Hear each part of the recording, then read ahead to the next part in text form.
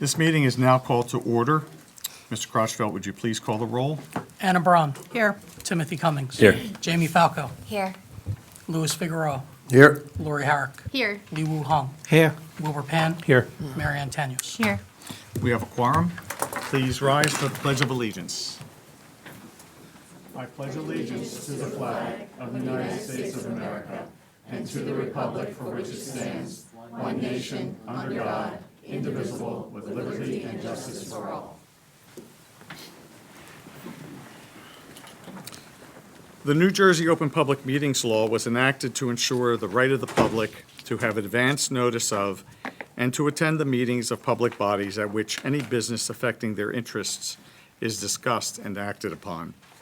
In accordance with the provisions of this act, the East Brunswick Board of Education has caused notice of this meeting to be published by having the date, time, and place thereof posted at the Board of Education offices located at 760 Route 18, East Brunswick, New Jersey. Written notice was also provided to the Sentinel, the Newark Star Ledger, the Home News Tribune, the Alternate Press of East Brunswick, and the Municipal Clerk of East Brunswick. All Board of Education meetings, with the exception of executive session discussions, are videotaped for later broadcast. It is the policy of the Board of Education that videotape meetings are not edited for any purpose. Individuals who speak at the board's public meetings should be aware of these videotaping rules. Good evening, everyone. This is the board's reorganization meeting, at which time board members who have been re-elected will be sworn back into office, and newly elected board members will be sworn into office. We will begin with first order of business on the agenda with the appointment of temporary chairperson. May I have that motion, please? Move. Moved by Mr. Hong, seconded by Mr. Pan. Is there any discussion? Seeing none, all those in favor? Aye. Aye. Any opposed? Motion carries. Now, before we move on to the oath of office, I just want to note that following the oath of office, we will be doing nominations for president and then vice president, and then shortly after that is completed, we will take a short recess so that the new officers can then take their places. And when I say short, I mean very short, literally maybe a minute. So just to give everyone a heads up. So no chit-chat in between. Okay, so next order of business is the oath of office to be administered. First person up is Anna Braun. If you would please join Mr. Crotchfeld front and center. Mr. Crotchfeld will be administering the oath of office tonight. It's my first one, so. Okay, well, don't This is mess up special, then. yeah. No pressure. Short little words, right? Because I'm old. Please raise your right hand and repeat after me. I, Anna Braun. I, do Anna- solemnly swear I told you short, man. I, Anna Braun, do solemnly swear that I will support the Constitution of the United States that I will support the Constitution of the United States and the Constitution of the State of New Jersey, and the Constitution of the State of New Jersey, and that I will bear true faith and I will bear true faith and allegiance to the same and allegiance to the same and to the governments established and to the government established in the United States and this state. in the United States, in this state, Yeah, very good. Thank Under you. the authority of the people, under the authority of the people, and I do solemnly swear and I do solemnly swear that I possess the qualifications prescribed by law that I possess the qualifications prescribed by law of the office of member of the office of member of a Board of Education, of a Board of Education, and that I will faithfully, and that I will faithfully, impartially, impartially, and justly perform and justly perform all duties of that office all duties of that office according to the best of my ability. according to the best of my ability. So help me God. So help me God. Congratulations. Well done, sir. Thank you.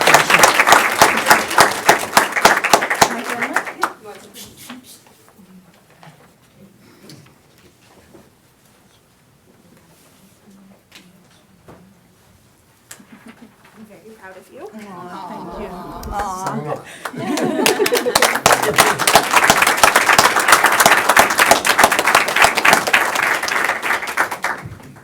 Thank you.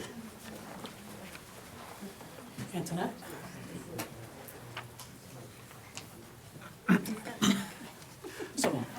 Please raise your right hand and repeat after me. I, Antoinette Evola, do solemnly swear I, Antoinette Evola, do solemnly swear that I will support the Constitution of the United States that I will support the Constitution of the United States and the Constitution of the State of New Jersey, and the Constitution of the State of New Jersey, and that I will bear true faith and I will bear true faith and allegiance to the same and allegiance to the same and to the governments established and to the governments established in the United States and this state in the United States in this state under the authority of the people, under the authority of the people, and I do solemnly swear and I do solemnly swear that I possess the qualifications prescribed by law that I possess the qualifications prescribed by law for the office of member for the office of member of a Board of Education, of a Board of Education, and that I will faithfully, and that I will faithfully, impartially, impartially, and justly perform and justly perform all duties of that office all duties of that office according to the best of my ability. according to the best of my abilities. So help me God. So help me God. Congratulations.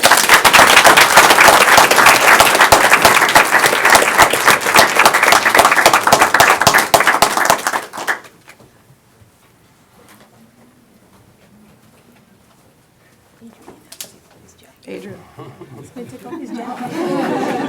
The first time he wears a jacket.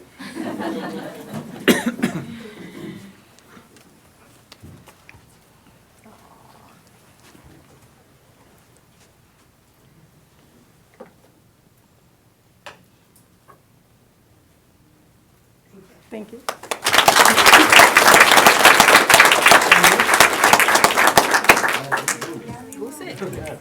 Now you can say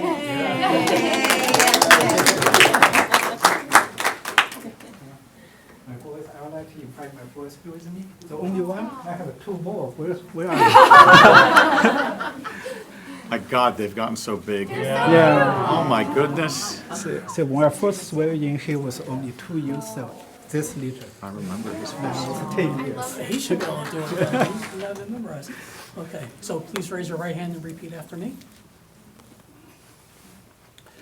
I, Li Wu Hung, do solemnly swear I, Li Wu Hong, do solemnly swear that I will support the Constitution of the United States I will support the Constitution of the United States, and the Constitution of the State of New Jersey, the Constitution of the State of New Jersey. and that I will bear true faith I will bear true faith and allegiance to the same and allegiance to the same, and to the governments established to the government established in the United States in this state in the United States and in this state, under the authority of the people, under the authority of the people. and I do solemnly swear I do solemnly swear that I possess the qualifications prescribed by law I possess the qualification prescribed by the law for the office of member for the office of member of a Board of Education, of Board of Education. and that I will faithfully, I will faithfully, impartially, impartially, and justly perform justly perform all duties of that office all duty of that office according to the best of my ability. according to the best of my ability. So help me God. So help me God. Congratulations. Thank you very much.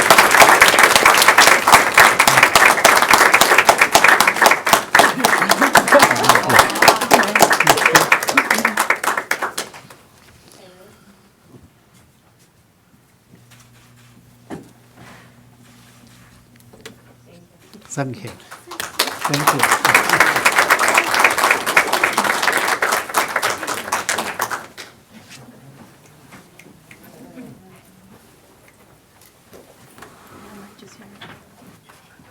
Don't worry, I'm coming. No offense, Joe. So Mr. Juliana actually signed my high school diploma, so we only thought it would be fitting as his last swearing in, it would be me. A full circle moment, right? All right, come on up, Michaela, Caitlin. Take a step back so we can get on the microphone. Come on this side. Come on this side. You're already ahead of me. I think you've done this before, Just a few months ago. so it's fresh. Yes. Please repeat after me. I, Marianne Tanyos, do solemnly swear I, Marianne Tanyos, do solemnly swear that I will support the Constitution of the United States that I will support the Constitution of the United States and the Constitution of the State of New Jersey, and the Constitution of the State of New Jersey, and that I will bear true faith and that I will bear true faith and allegiance to the same, and allegiance to the same, and to the governments established and to the governments established in this state in this state and the United States and the United States under the authority of the people. under the authority of the people. And I do solemnly swear And I do solemnly swear that I possess the qualifications prescribed by law that I possess the qualifications prescribed by law for the office of member for the office of member of a Board of of a Education, Board of Education, and that I will faithfully, and that I will faithfully, impartially, impartially, and justly perform and justly perform all duties of that office all duties of that office according to the best of my ability. according to the best of my ability. So help me God. So help me God.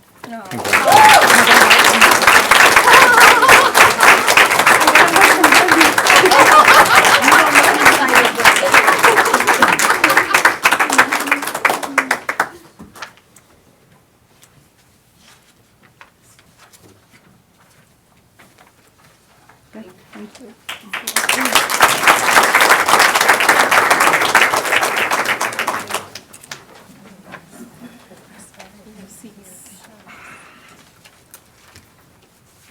Okay, well, now that we have a full complement of board members, we will move on to nominations for president. So let's talk a moment about how this process works. Every member has the right to make a nomination. There is a second is not necessary on any nomination. A board member may nominate themselves if they like. And then following that, we will close nominations, and then we will proceed to a paper ballot for the vote. Then the ballots will be turned in, you'll each fold your ballot, turn it in to the chair, and then we'll do the announcement of each vote.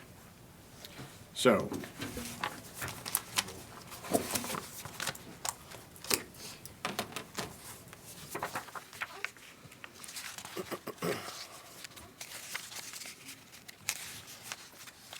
we have how many board members this way? 4 or 5?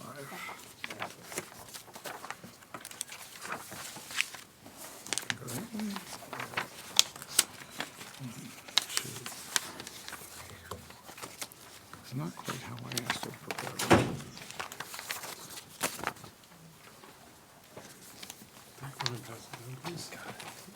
So, don't fill anything out on the ballots yet. First thing is nominations, so I will now accept nominations for board president. I'd like to, can I speak? I'd like to nominate Marianne Tanyos for president of the board of. Okay. I know Any- a second isn't necessary, but I'd like to Second second. is not necessary. But I'd like to second anyway. Can I third? I know this may not even be practical, but I am adding a third to that, and I'd like to add a little flavor to it as well, if that's possible. Yes. Thank you. And I've spent a lot of time thinking about this, and I join Wilbur, I know, and Antoinette as well, and perhaps some others in this honor. And it truly is an honor. This is, I have some notes here. Hopefully I can get through them in 60 minutes or less, okay? I'll do my best. Did you say 60? I'm joking. This is sort of the overarching theme of why I feel so compelled to make this nomination, is because Marianne is an individual who is one of the most selfless and dedicated individuals I have ever met. In a very short amount of time here, she has assumed so many leadership qualities and has been looked to as a leader of this team on so many different levels that she may not even be aware of. She's sharp. She's incredibly intelligent. And if she doesn't know something, she finds the answer to that. She's team-oriented. She has a team-oriented outlook. Her continuous desire we have seen over the past several months to work together. She has deep ties and is invested in the community. She has deep experience in this community as a member of the PTA and a leader of that institution and that group, and has shown over many, many years a relentless dedication to all of the individuals who are involved with the district. She's not afraid to ask tough questions And if somebody wants to look back on the past 6 months of video, you'll see that. She embodies that spirit. Everything that I'm saying right now is what a leader is and should be. She's innovative. She works together. She's collaborative. She brings people along. She has incredible and impeccable communication skills. I hope I'm not overwhelming you right now. But so much of what you are and what you do is what I want to be as well when I think about myself as a leader. She's humble, and she's willing to admit a mistake, although as I was thinking about it, I didn't know if she had made a mistake yet, so it was hard to find that. But I think if you do, and you may, you will admit it, and you will think about what needs to be done to move forward through that together. You're comfortable with the uncomfortable. You don't back down from a challenge, and this can be a very challenging environment. You have an incredible understanding of the system at large. This is complex. You in such a short amount of time have learned so much about what it means to be in this space. You are quietly confident, and strong. I am so impressed with what you have done here as a leader. And I just want to close, and I have to say, seeing you stand there, take your oath, you set an amazing example, not only for your daughters, but for all of us, and what it means to act with integrity, to lead with dignity, to seek the truth in all matters, and to ensure that everyone has not only a seat at the table, but the opportunity to grow and thrive. So I just want to share my thoughts on why I think you are such an amazing human being.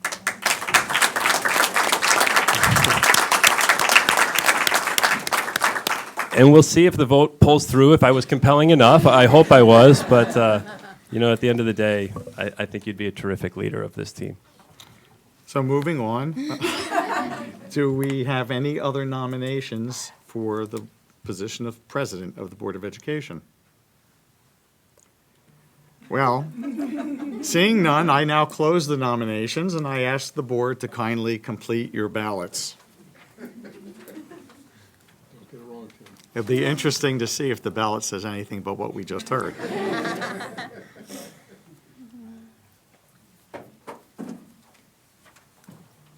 Please don't forget to sign and print your name on the ballot.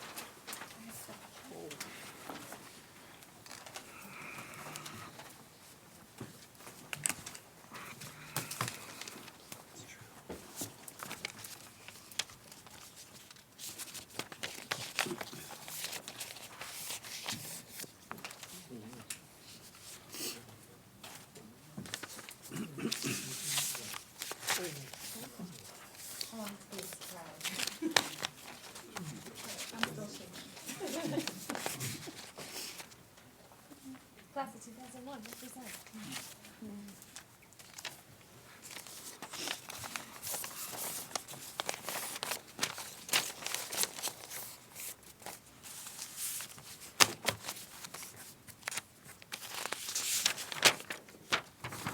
A vote for Marianne Tangos by Li Wuhong. A vote for Marianne Tangos by Tim Cummings. A vote for Marianne Tangos by Lori Herrick. A vote for Marianne Tangos by Anna Braun.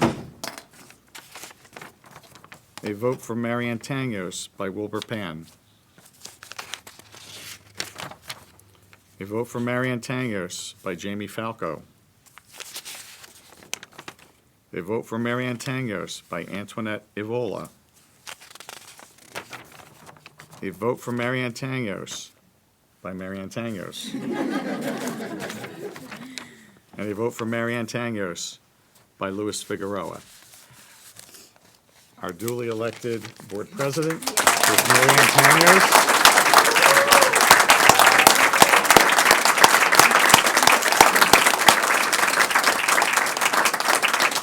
And I'm happy there was no surprise in the balloting. So we will now move on to vice president. So at this time, may I have nominations for vice president? I would like to nominate Wilbur Pan for vice president, although I cannot make a speech as compelling as Tim did for Mary Ann. I will say that I do believe that Wilbur cares deeply for kids in the community, and it's obvious that he is dedicated to the best outcomes of our schools. Are there any other nominations? Okay, this is going to be another cliffhanger. Seeing none, the ballots are being distributed.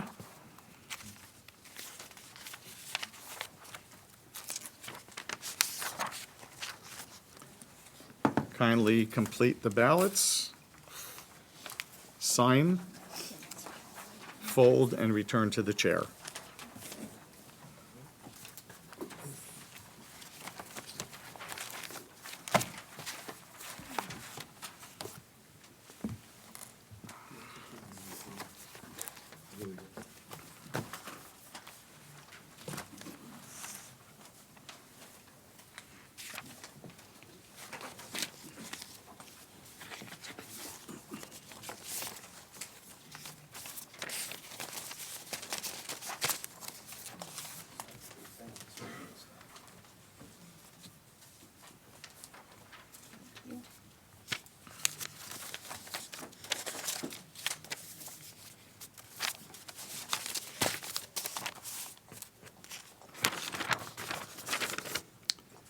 A vote for Wilbur Pan by Wilbur Pan.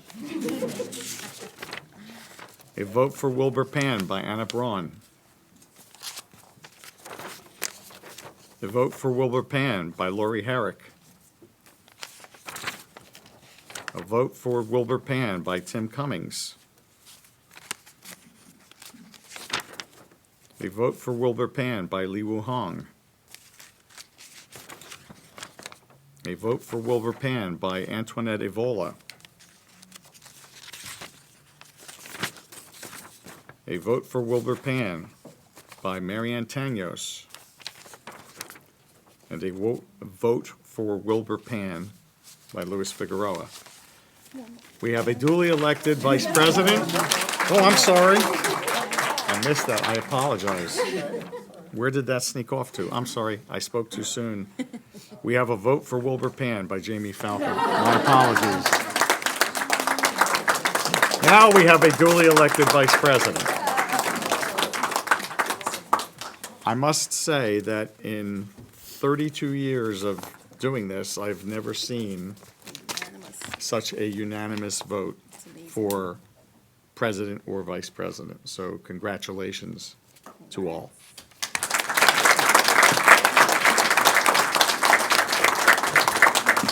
At this time, we will take a brief recess, 1 to 2 minutes at most. Please keep your seats. We're going to rearrange the deck chairs and have the officers assume their places.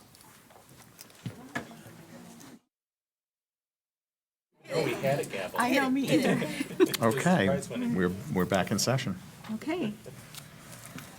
All right, moving on. So agenda item 9, adoption of New Jersey School Board Member Code of Ethics as the East Brunswick Board of Education Code of Ethics. Do we have a motion? Move. Second. Discussion? I'm sorry, let's say who it was. So moved by Mrs. Falco Who else? and second by Wilbur Pan. So you want me to say who made the motion and who seconded it? You can, no, you don't have to reread it. Now, what you do is you ask if there's any discussion, and if there's no discussion, then you call for the roll. Okay, You ask the board, you ask for the vote to be called. all right. So discussion? Any discussion? No? So roll call vote? Yes. Mr. Crotchfeld? Yes. Tim Cummings? Yes. Antoinette Evola? Yes. Jamie Falco? Yes. Louis Figueroa? Yes. Lori Herrick? Yes. Li Wu Hong? Yes. Wilbur Pan? Yes. Mary Ann Tanyos? Yes. Motion carries. Agenda item 10, bylaws, policies, and regulations. Do we have a motion? Move. Second. Moved by Dr. Pan, second by Dr. Falco. Any discussion? Any discussion? And just for clarity, if I may, this is strictly the reapproval of the existing bylaws, policies, and regulations. So roll call vote. Yes. Anne Brown, Yes. Timothy Cummings, Yes. Antonini Vogt. Yes. Jamie Falco, Yes. Louis Figueroa, Yes. Lori Herrick, Yes. Lee Woo Hung, Yes. Wilbur Pan, Yes. Mary Ann Tenius. Yes. Motion carries. If I may, just want to make a note. It's very convenient that your name was already listed as last because the president always votes last. So we don't have to redo our voting charts. You're welcome, Yes. Joe. Thank you. I appreciate that. All right, agenda item 11, official depositories. Do we have a motion? Move. Second. Moved by Wilbur. Dr. Pan, seconded by Dr. Falco. Any discussion? Are these new or anything updated about these? No change on these. So This is the voice. Okay. All in favor? all in favor? Aye. Opposed? Abstention? Motion carries. Yes. I'm getting the hang of this. There you go. Agenda item 12, official newspapers for publication of legal public notices. Motion? Moved. Second. There's a tag team over there. Dr. Falco and then Dr. Pan. Yes. Discussion? Voice vote? Yes, this is a voice vote. Okay, All in so favor. all in favor? Aye. Aye. Opposed? Abstentions? Motion carries. All right, agenda item 13, official signatories, primary accounts and funds. Motion? Move. Second. It's a race. Yeah. We got a lot of stuff to Dr. do Pan. Pan tonight. and Ms. Herrick. Just a notation for the board and members of the public, where it's currently a blank for board president, we will, of course, this is based on the newly elected board president, so Mary Ann Tenius will be listed in the official minutes. Okay. So this is a voice Voice vote vote. also. All in favor? Aye. Opposed? Abstentions? Motion carries. Okay. Now we have a presentation. So now we have a presentation. The New Jersey School Boards. No, you do Okay, it, all right. Madam President. The New Jersey School Boards Association training regarding the board superintendent roles and responsibilities. We do have a member of the NJSBA here with us tonight who's going to present, because a lot of us are new and Dr. Mammon is new, so it's just roles and responsibilities.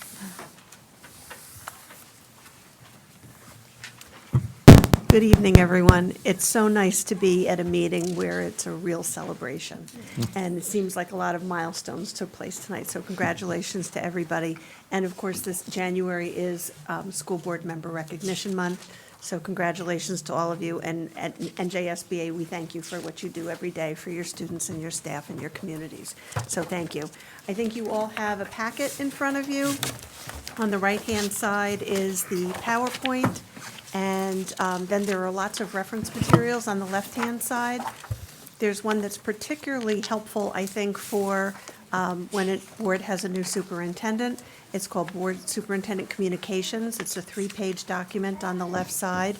And that's something that I would encourage you to go through at a probably sooner than later point in time, to be able to establish those protocols for how you want to be communicated with by both for the superintendent to communicate with you and for you to communicate with the superintendent, and how you would go about doing that, okay?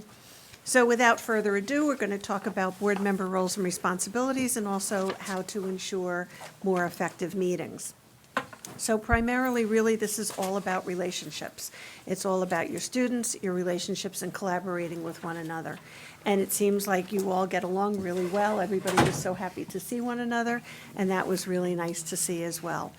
But this really is all about your students. Everything that you as a board do per CUSAC, which is the Quality Single Accountability Continuum, stipulates, thank you, another county heard from, stipulates that everything that you do must show that and demonstrate that you are doing what's in the best interest of all of your students.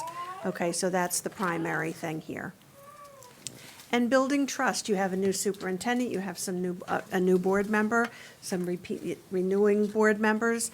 And with building trust, how does that happen? Communication really is the key. And you heard Mr. Cummings talk about is it Tanis? Tanuous, her communication skills. So this is going to be a tremendous importance to you in building that communication and that respect and trust with your new board president and also with your superintendent.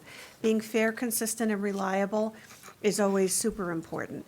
Your policies allow you to do that, and as you know, you're a policy-making body, first and foremost.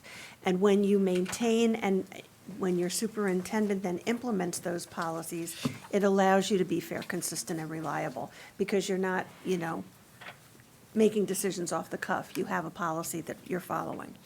And then showing empathy and understanding for people that are in your community, your students, your staff, each other, when you're up against different things, when there are conflicts, making sure that you're respectful of one another.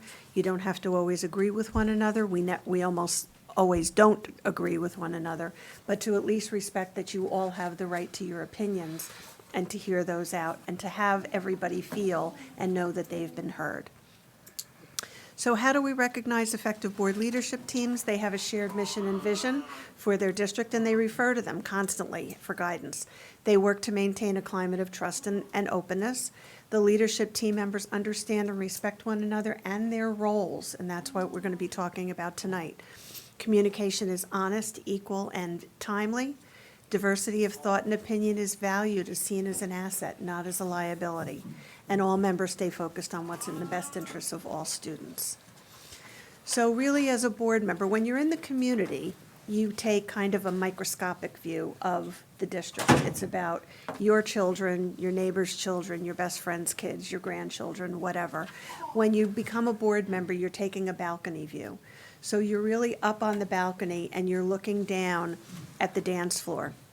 The superintendent is responsible for what's going on the dance floor, and they are the ones who maintain the district on a day-to-day basis, the operations of a district on a day-to-day basis.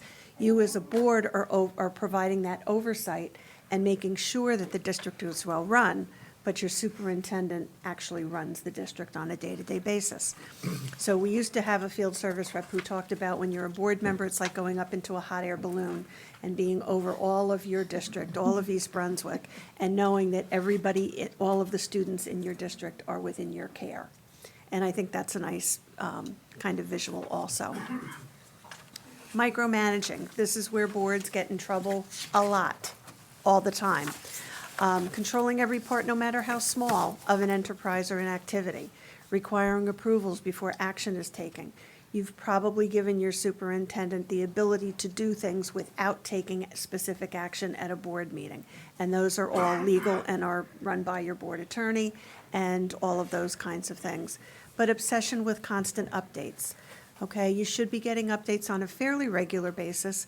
For instance, your district goals, you want to receive updates probably at least 4 times a year.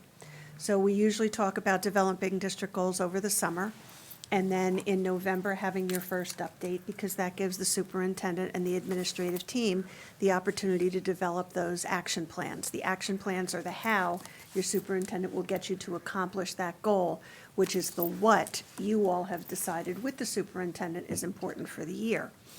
Then January is another good time to review the district goals and the board goals. Because if you have new board members, and you usually have some people in your audience, oh, there's more of you here than I thought. And you usually have people in your audience, it's a good time to let them know that we're still focused on these goals. We set them over the summer, but we're still focused. March is a really big time to have an update on your district and your board goals, because that's when you're going to start to get ready to evaluate the superintendent. So you really need to know, your superintendent wants you to know exactly where they are in terms of the district goals, and you need to know where they are. The last thing we want to have happen is for you to sit down to do the evaluation and think to yourself, I don't remember when we talked about these last. That's not good for anybody. And then June.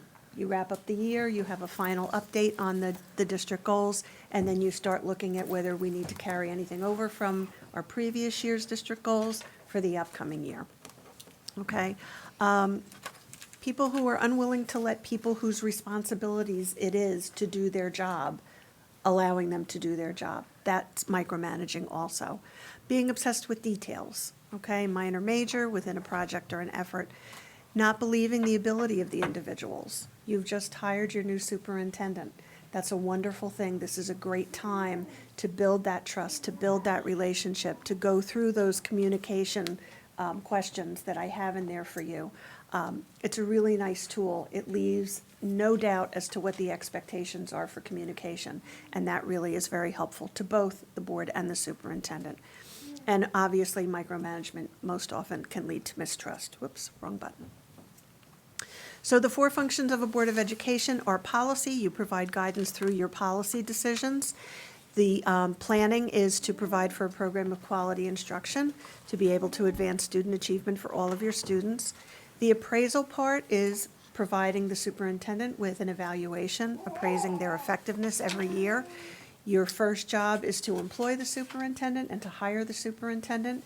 As you all know, you have, as a board, you have 1 employee, and that's the superintendent. The superintendent recommends all other employees to you, but they all answer to the superintendent. Superintendent answers to the board. And then providing for 2-way communication. The communication is really vital. And when we talk about communication between the board and the community and the superintendent and your staff, we're not talking about individuals being responsible for providing that communication. We're talking about the board ensuring that there is communication outside to your community, your staff, and your students and your parents, and also within the organization. Okay? So who does what in public school government? The New Jersey Constitution gives power to the legislature. The legislature gives power to the State Board of Education. Then the state board staff, the New Jersey Department of Education, carries out the mandates of the higher bodies. Within laws and regulations, local boards can develop their own policies covering issues that are relevant to their local district. They must demonstrate that every policy and action is based on what's best for the education of all students, as I said before. Boards listen to the community and public input and explain the needs of the school system as a whole. What's really important to remember is that your board president is the spokesperson for the board, your superintendent is the spokesperson for the district. Board members are state officials that are empowered by the state law to govern at the local public schools only when they're seated at a legally advertised meeting of the board with a quorum of the board. Okay, so you need a majority and an advertised meeting to take any action.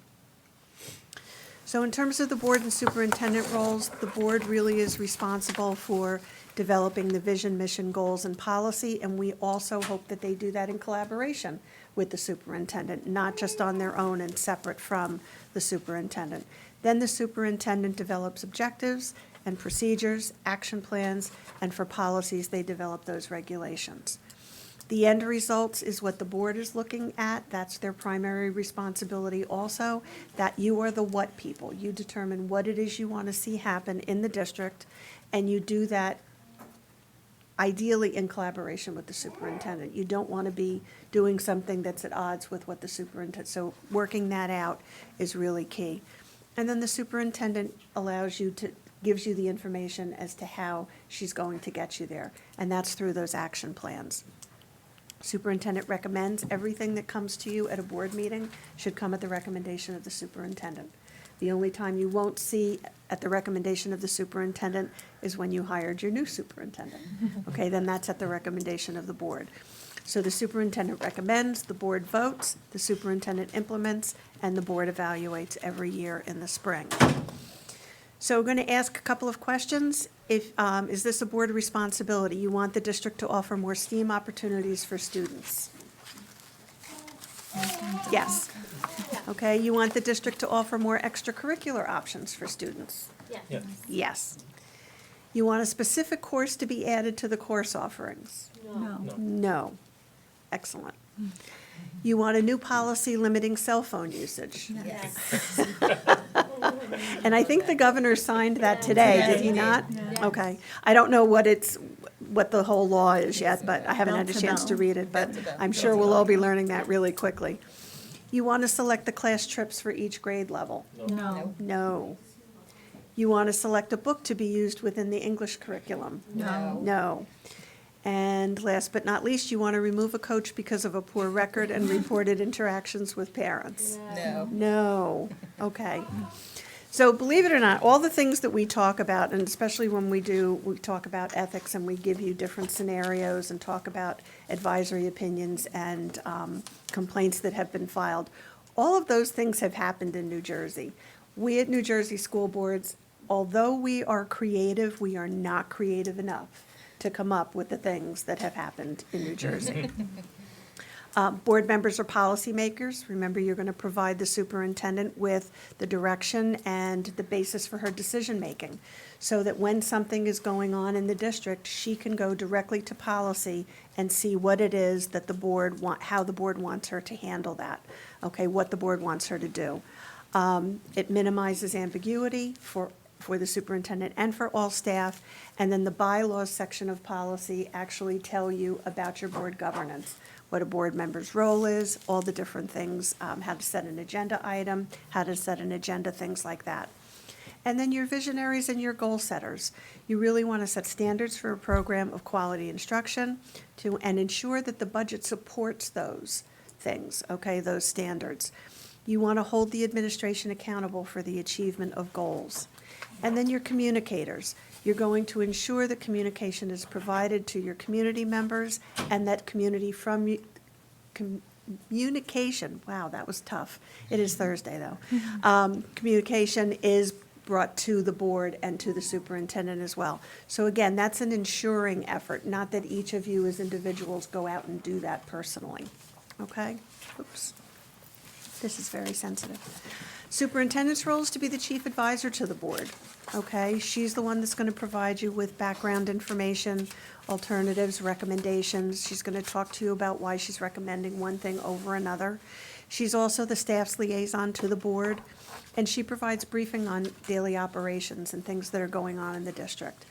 Many superintendents provide a weekly update. Some call it a Friday update. Yes? Okay. So that's where you're going to get a lot of that information, okay? All of that should be one-way information to the board, not for you to reply to all or to, if you have questions about that, contact the superintendent. And then the superintendent's going to evaluate and assess policy implementation, because that's their responsibility as well. They're also your executive officer, okay? They're going to administer the policies, they run the school district, they provide progress updates on district goals, holding people accountable for their responsibilities. They're going to direct staff members through personal action and the action of delegates. And then they're your educational leader.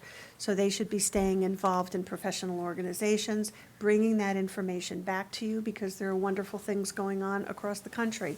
And they can bring that information back to you by their professional membership in organizations and going to different conferences and things.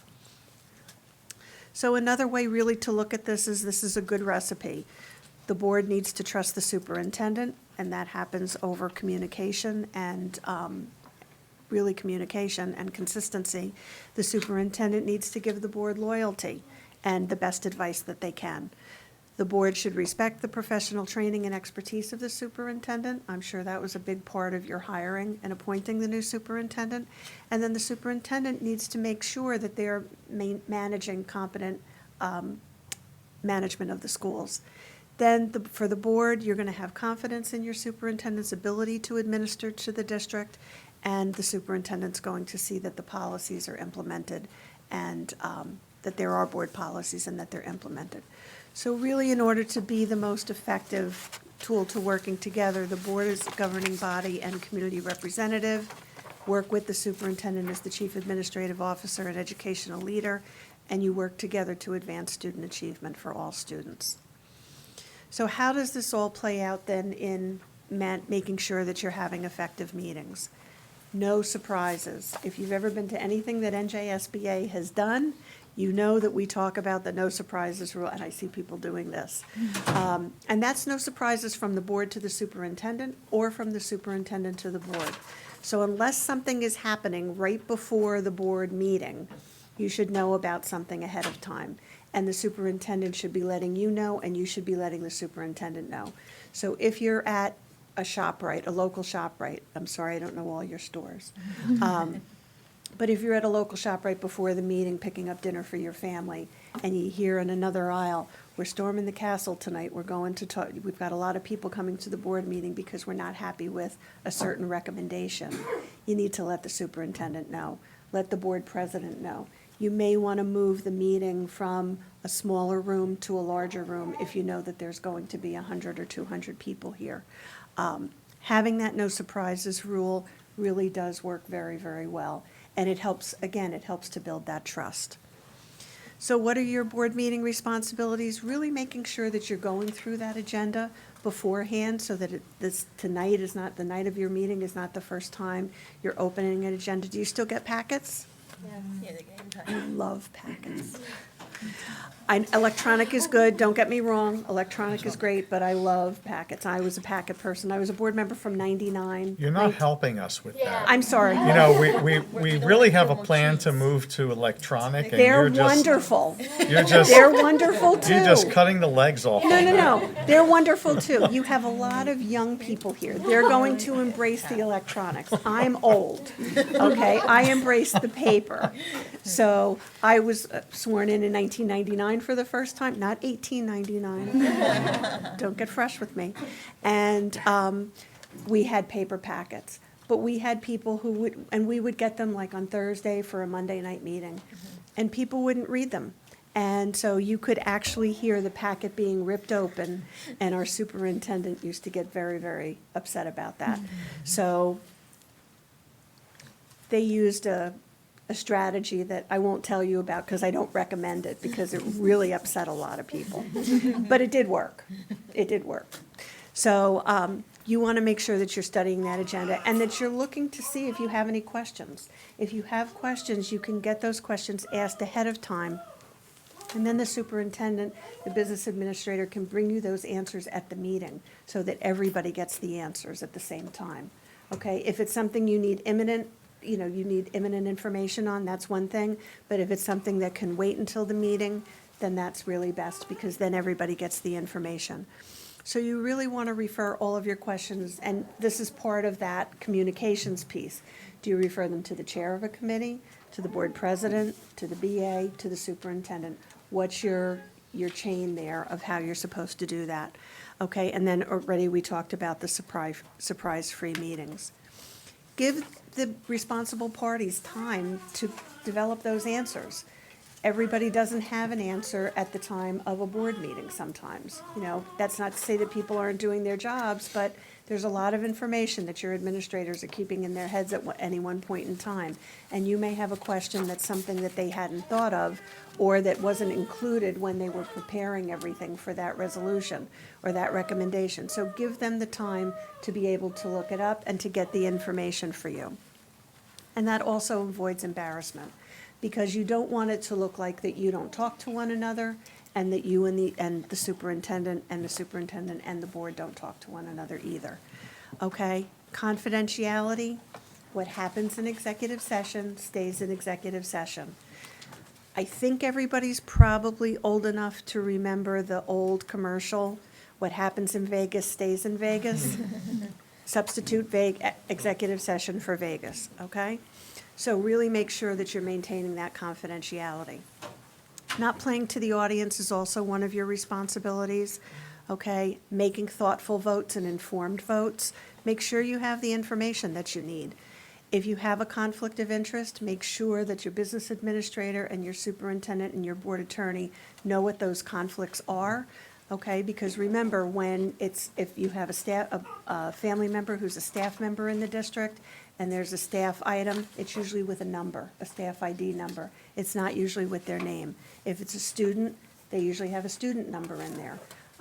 Case in point, my daughter, when she was in second grade, she had mono, and I went to our board meeting thinking that I don't have any conflicts, because I didn't. I had no family members or relatives working in the district.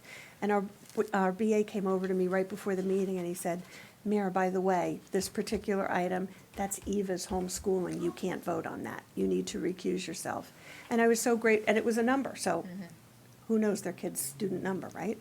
So I was really grateful that he did that, because if I had voted on that, it would have had to have been rescinded and voted on without me, and it could have jeopardized her getting homeschooling right away.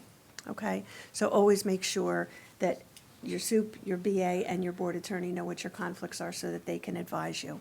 And always check with your board attorney also if you think that you might have conflicts. Whoops. Superintendent's meeting responsibilities are to really prepare everything that they feel is going to be needed for you to have enough information. Supply you with the information additionally in your packet, whether it's virtual or electronic or paper, okay? Bernie, I did that just for you. Thank you. You're welcome. And they are going to work with the board president and oftentimes with the vice president and the business administrator to develop that agenda. And then the superintendent really shouldn't have to repeat everything that's in your packet, in your information. If it's in there, you're really responsible for reading through it. One of the things that I used to try and do was when I received the packet that day, tried to go through it quickly to see what the motions were, what the resolutions were, if I had any questions, so that I could fire off an email to the superintendent or the committee chair or whomever, and that way get through most of the agenda.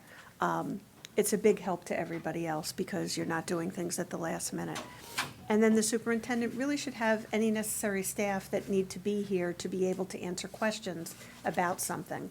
So if you're doing student performance, reports, things like that, or director of curriculum and instruction, you may want to have your director of C&I here for that.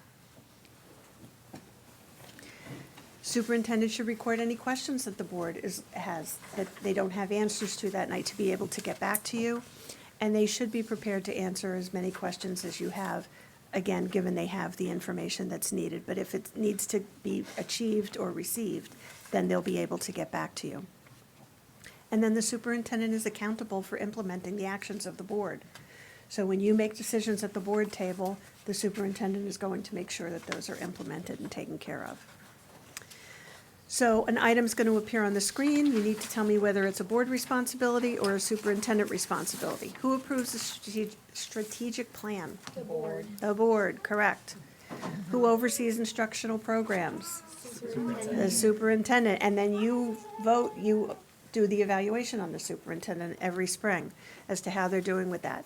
Who approves curricular materials? The board. The board does. Who recommends and implements policy? Superintendent. Who oversees the district leadership?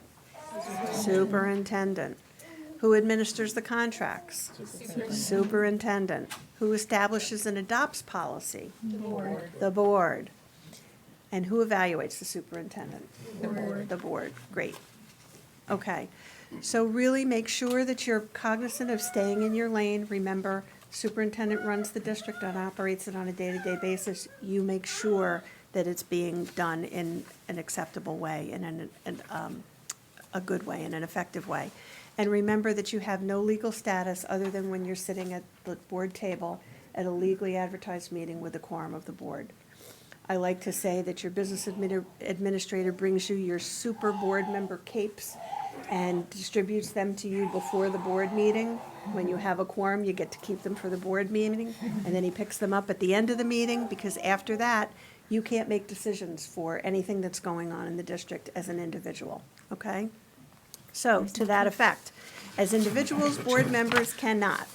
So if you want capes, talk to Mr. Juliana.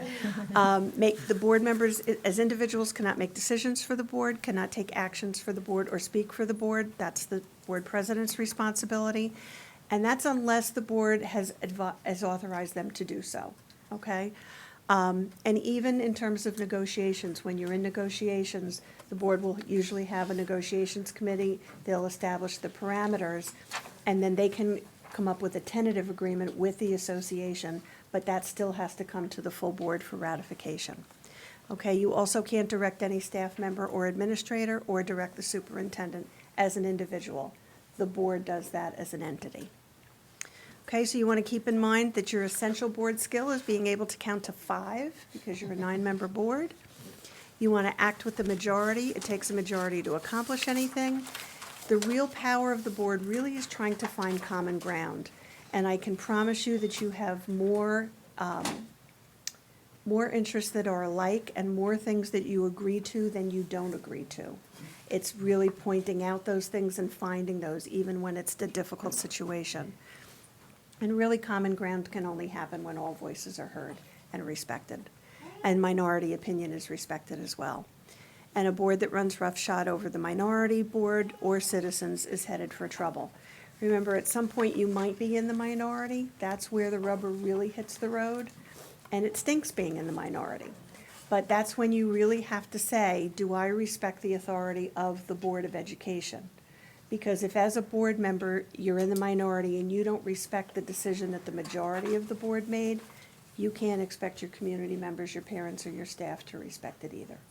Okay? You already went through the Code of Ethics before. We know how important that is. You want to communicate with your community. Again, you're representatives of the local community and you're the ambassadors, schools ambassadors to the community.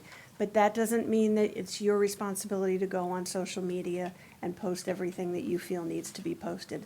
You want to make sure that the district is supplying that information.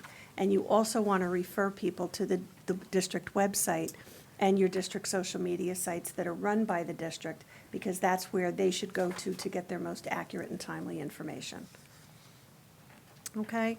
Communicating with the community and the staff, board members shouldn't be contacting the or communicating with staff directly.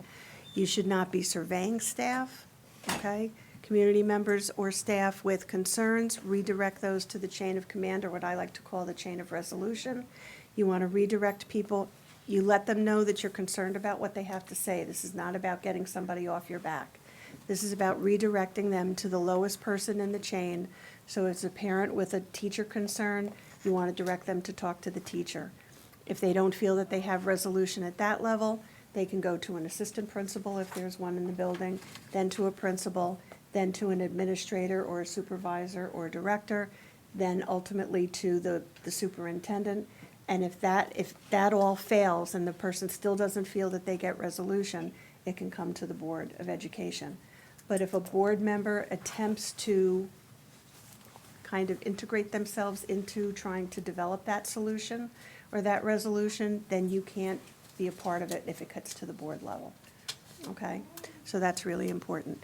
And then visits to the buildings should only be happening with the superintendent's approval and notice to the superintendent.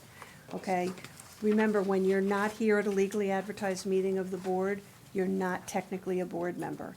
So you wanting to go and walk around a building is no different than me doing that. I don't even live in East Brunswick, but I hope that your staff at your schools would not let me in if I said, "Hi, I'm Mary Ann Friedman, I just kind of want to walk around." Okay? So the role of the board member really is to listen to all the citizens, explain the needs of the system as a whole. All of that has to do with active listening, paying attention, making sure that you're, not making decisions ahead of time. Active listening and thoughtful listening really is listening to what somebody has to say, not trying to think about what you're going to say in response. Okay? Oops. So if you have, what do you think? If you have children in the school, how can you talk to teachers now that you're on the school board? You want to let them know, first of all, you're in for your parent-teacher, student-teacher conference. You want to let them know that you're there as your child's parent, okay? You're not there as a board member, you're there only as your child's parent. And you're not going to discuss board issues with anybody while you're there, any of those kinds of things. Is it okay to visit the schools? If you need to go to pick up your child because they're sick, absolutely. You don't need to call the superintendent or text the superintendent that you're doing that. That's a pretty one-shot deal, and you're in and out. But if you want to visit the schools for any reason, or if staff invites you to go in for Read Across America or to talk to their class about your profession, you want to just send a note to the superintendent. Mrs. So-and-so asked me to come in to this school, this point in time, to talk about my profession or for Read Across America. That way she knows, okay? And how do you respond to parents calling and emailing about district staff or other concerns? You're going to use that chain of resolution, right? Go through that with them. So your job is not to run the schools, but to see that they're well run. When an upset parent or community member comes to you or a staff member, try not to try and resolve the problem. You're all people who care deeply about your students and your community, but that responsibility is not yours as a board member to fix their problems, okay? You're to point them in the right direction so that they can get the situation resolved at the lowest point in the chain. So you just want to listen. And should it rise to the board level, I know I love the dog, right? It should rise to the board level, then you'll be able to participate in that resolution. So we're going to talk about communication tips. The superintendent by policy is the spokesperson for the district. Board president is the spokesperson for the board. Know and use those communication protocols that you're going to establish, right? Those 3 pages that you're going to go through. Email information should really be one-way information. I promise it doesn't take a year to go through it. It's just quick questions and answers. And the way it will work is by a majority opinion of the board, okay? I think I said to Dr. Maman, I was with a board once, and one of the board members said, well, you know, on Tuesdays, I'm with my mom, so the superintendent would need to call me at my mom's house, and on Thursdays, I go to the gym, so they would need to call me at the gym. That's not how that works, okay? You don't want it to work like that. You don't want the superintendent to have all these kinds of phone numbers. If there's something going on at the school district, the superintendent is going to let a staff member know to call the board president, who can then call the vice president, and you can disseminate that information then through a phone chain as the president and vice president. You want the superintendent to be maintaining the safety and security of all of the students, the staff, and any visitors in the building that might be involved, okay? You don't want them sitting down, the superintendent sitting down and calling each one of you. You'll get that information as soon as everything has been resolved, and she will most often say to whoever is calling, the board president and the vice president, we are following all policies and regulations, we have emergency plans in place, and everything is working out well. I'll get you all the information as soon as I can, but right now, this is my priority, okay? And never, ever reply to all, ever, never, never, never. Use a district email for all your board communication. If you're not using a district email, or if you're sending your district email to a personal email, that's not a great idea, because if your records or your emails are ever Oprah requested by somebody, if it's going to a personal account, your board attorney is going to have to sit down with your personal email and sift through all of that to see what was district related and what wasn't. And nobody wants to go through that, okay, including your board attorney. If it's on the district email, that's handled by technology in the district and by whoever is hoping to hold on to the server. You want to be very careful when you're posting to social media. We recommend you not having a board member social media account. We recommend you not posting board business to social media. Okay, it's one of those things where just don't do it. It's an accident waiting to happen. And we want you to use the disclaimer that the SEC, the School Ethics Commission, has supplied to us. And I believe Mr. Giacobbe is going to be talking about that too as well, so I'm going to breeze through that. But what you want to say is the following statements are made in my capacity as a private citizen, not in my capacity as a board member. These statements are also not representative of the board or its individual members and solely represent my own personal opinions. That is not a get-out-of-jail-free card like we used to think it was, okay? Because now the School Ethics Commission is looking at the content of your post, of your email, of whatever, okay? So just make sure that, because what you use, what you post in the content may dictate whether the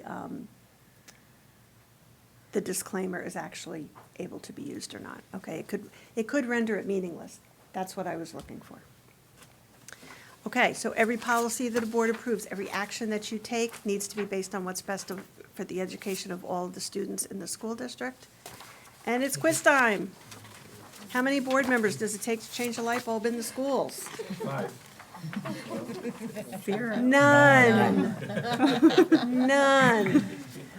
The board can say, we need new lighting in this room, okay? And then it's the superintendent's responsibility to figure out what the best lighting is for the room and to make that recommendation. What questions might you have? I actually have a question on the social media disclaimer. Does it have to be that full statement, or is it just, this is made in my capacity as a private citizen and not as a board member? Like, can it be a variation of that, or it has to be verbatim this? It can be a variation of that, but we do recommend, and the SEC recommends, that you just use that. If you're on social media and you're talking about your book club or, you know, a mom's group or something like that that you belong to, or, you know, something else that you do outside of board work, you don't need to use a disclaimer. But if you are engaged in some kind of a conversation on social media about the board, which we really would encourage you to just not do at all, then you should use, they do want you to use the full disclaimer. Okay? It doesn't mean that it won't be useful if you use different words to get that point across, but they do recommend that. Okay. They just don't, and it's all, for the SEC, the School Ethics Commission, it's all about the perception of people in your community also. It's not necessarily about what you said, whether it was incorrect or correct. It's about the perception. Does the public think that you were possibly speaking for the board? And that's where it gets iffy. Okay? Not necessarily does, but might they think? Yes, yes. So it's might they think that, and it's the perception, and as we know, somebody's perception is their reality. So, and we never want to see board members having ethics complaints filed against them, and Mr. Giacobbe's going to talk to you about that a lot. Okay, any other questions? Yes. Hi, thank you for this presentation. This is very helpful. I'm the newest one here. I know. So up until yesterday, I could talk on Congratulations. social media whenever I wanted. I do have a question. If somebody tags us. Not anymore. Right, but if somebody, people just want to be able to communicate and ask a quick question. Sometimes an email takes too much time, especially if the conversation's active. What is your suggestion if you get tagged to answer a question that would just be a simple answer? Do you still have to put this whole entire thing underneath there, this whole entire phrase? You really should, because you don't want to be, you don't want somebody to perceive that you're speaking for the entire board. So any comment that a board member makes on social media should be in conjunction with this phrase? About the schools or the board, Okay. yes. All right, thank you. Yes. So, for example, like this morning, I got asked a question about, oh God, what was it about? Dr. Mammon's, she's having an open house and whether people could attend at not their home school. And I responded, and I called Karen, and I responded, and I said, yes, per the superintendent's office, you can, I would have to put that disclaimer as well there. You said per the superintendent's Yeah. office, but I would still put the disclaimer in You there. would? Oh, wow. You can't be, you can't be too careful. You Okay. really can't. Okay. You know, it's getting pretty ugly out there. Okay. And, Extremely. yeah. It's good for business. If you're a lawyer. Well, yeah, that's true. So if you want to keep your attorney happy, well, you won't keep him happy, but you'll keep him in business. Then do all of those things, okay? Any other yes? So, Ms. Freeman, thank you very much. Your presentation is very informative and very educational. Thank you. Thank you.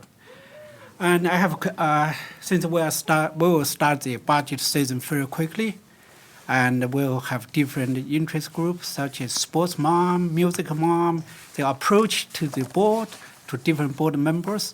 Would you please provide the guidance and the opinion about during the budget process, the superintendent's rule and board members' rule?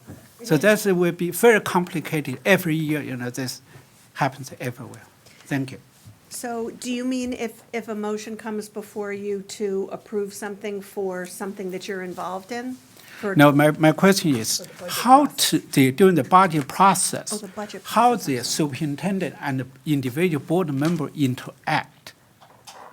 So I would ask then that the superintendent provide a document or something on your website that will talk about the budget process and how that's going to be gone through for the board, because you have a new superintendent, so you're probably wondering how things might change. Will things change at all?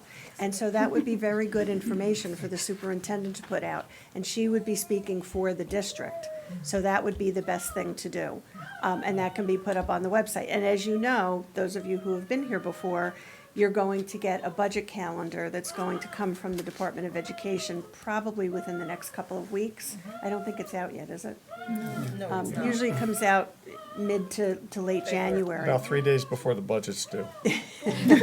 And not the calendar, that's the actual funding, but you'll get that information, and then your business administrator and your superintendent, and usually sometimes with the board president too, will collaborate and decide what those timeframes will look like, And that can even be posted on the district website so that the calendar is there and people can look and see what's happening next, because that can be really helpful.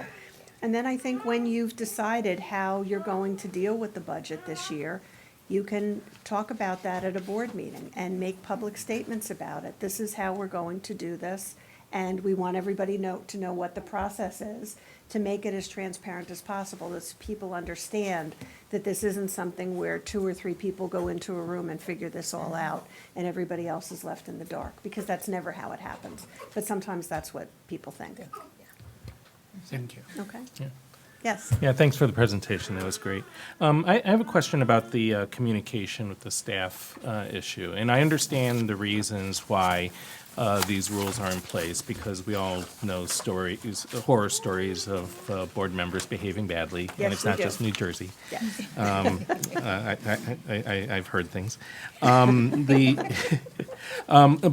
But one of the unintended outcomes of such a policy is that sometimes there'll be this impression that the board has lost touch with the people who have boots on the ground, because we can't talk to them directly to get a sense of what's happening. And the other thing that comes to mind is that there's another way of communication in a hierarchical organization where it's expected that communication skips levels, both on the way up and on the way down. You know, again, these are generally formalized procedures, and if anyone's familiar with the 360 evaluation, that's one of those examples. So I was wondering if you could, number one, just provide some context as to why NJSBA has adopted this recommendation in terms of the communication issue.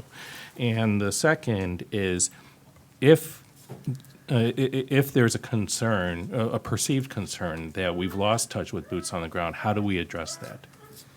So one of the things that you can do is initiate a strategic plan, and I know that that's something that is in your goals for this year, is to investigate strategic planning options and do that, because that invites really everybody to come in and talk about the district in a positive way and talk about the challenges that the district has, and help to really develop that mission and that vision for the district. And so that's one of the ways that you can do that. You can also ask the superintendent to put out surveys. And you know, sometimes they're not well received by people, sometimes they're not really well participated in, but sometimes they are. And you can get some really good information that way as well. People can come to board meetings and public comments, make comments about things that are on, do you have an agenda, public comment on agenda items at the beginning and public comments on anything at the end?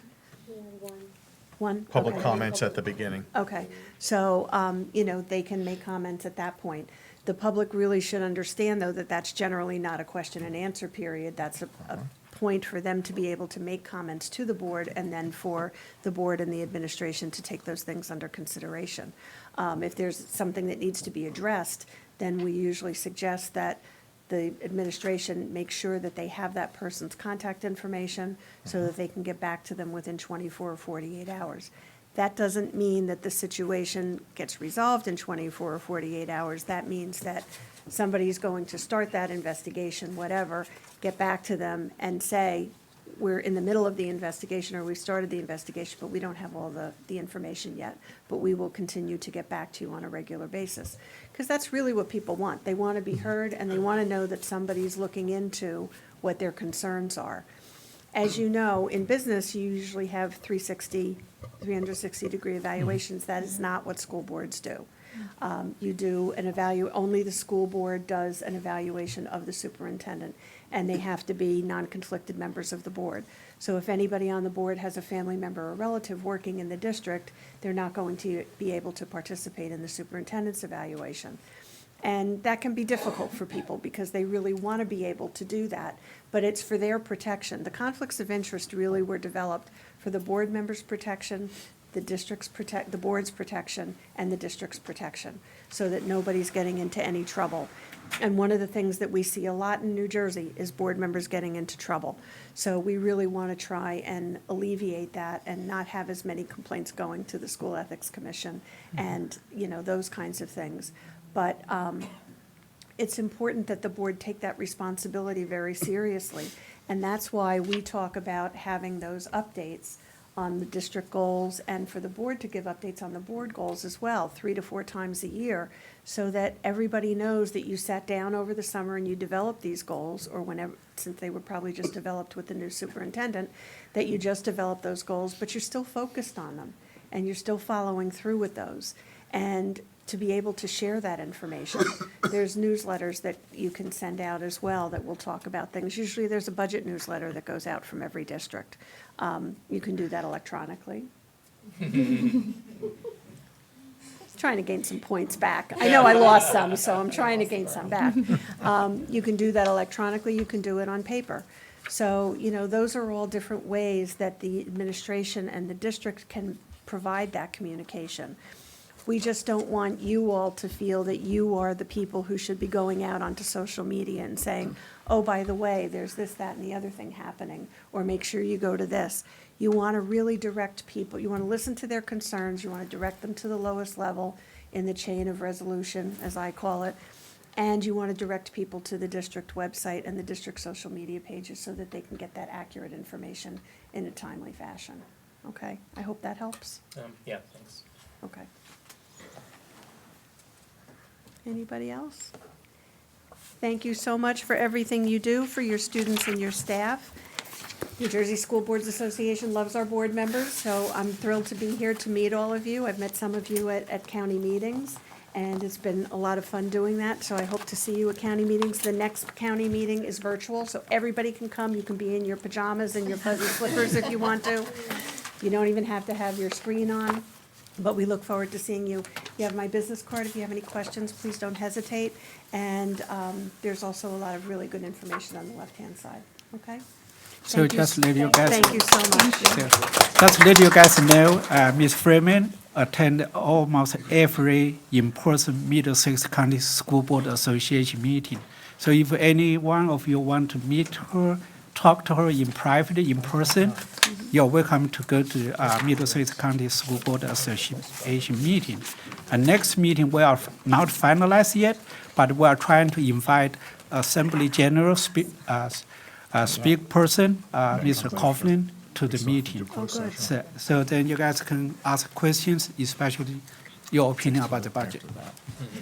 And you get individual board member credit when you go to the meetings. When you come out to us for meetings, whether it's virtual or in person, you get individual credits. When I come into you or somebody from NJSBA comes to you, you get board credit for that. So you can get board certified or individually certified. Okay. All right, thank you so much. Thank you so much. Have a great rest of the night.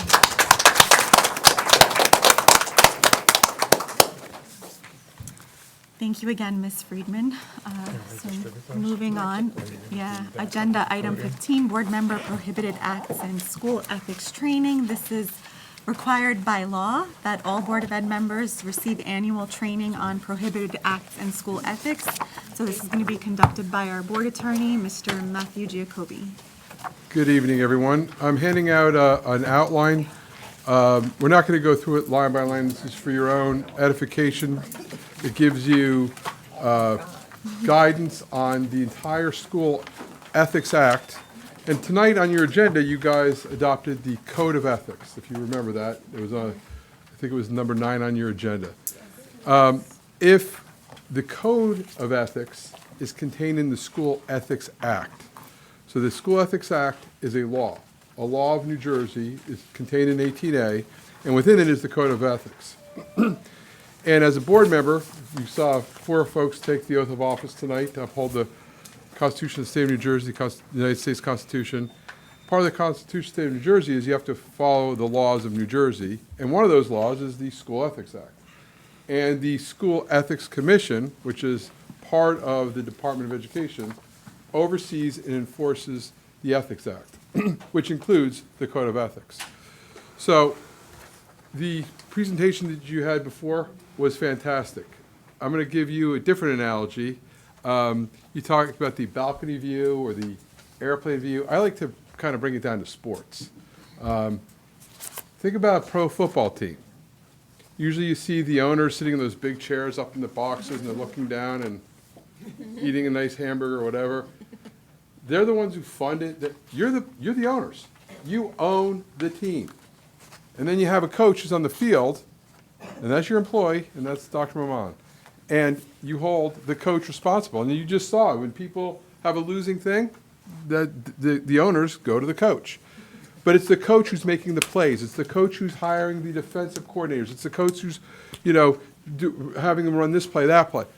That's the superintendent's job. They are the coach of the team. They have quarterbacks, they have blockers, but they're the coach, and they make the calls. And you never see the owner, whether it's Mr. Mara or Mr. Jones or the different football owners going down the field saying, I want the running back to do this. They don't get involved in that.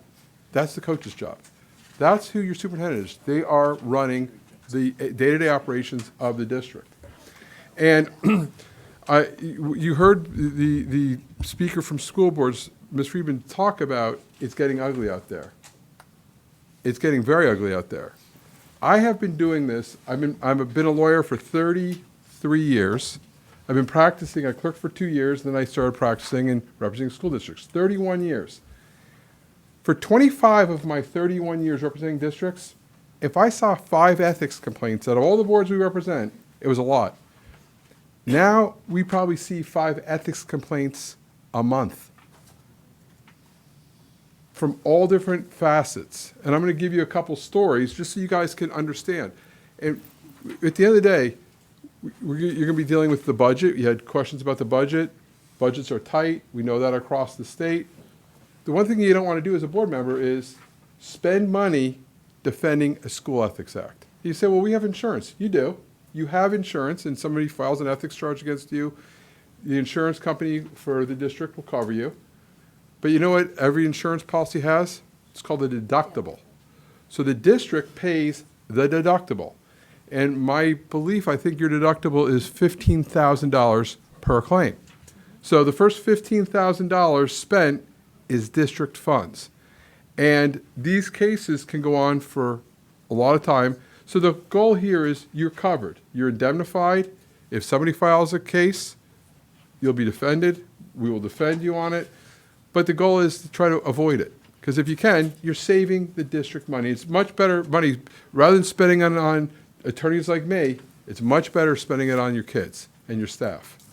So that's one of the main reasons that we do this ethics training.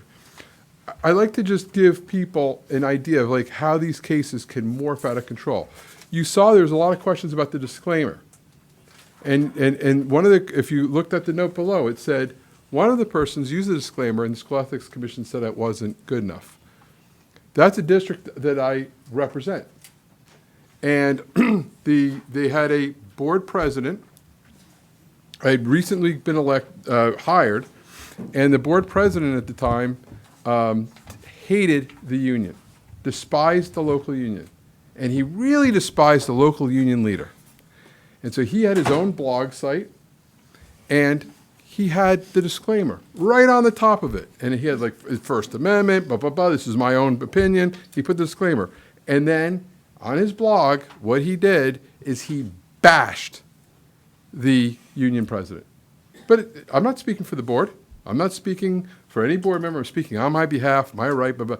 School Ethics Commission said, oh no, that doesn't work. And guess what? You're removed from the board for 6 months.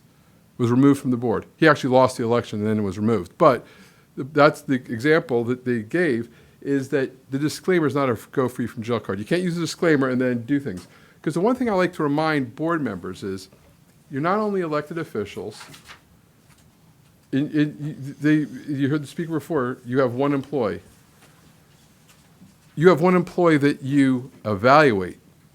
But at the end of the day, the 9 of you, you're an employer.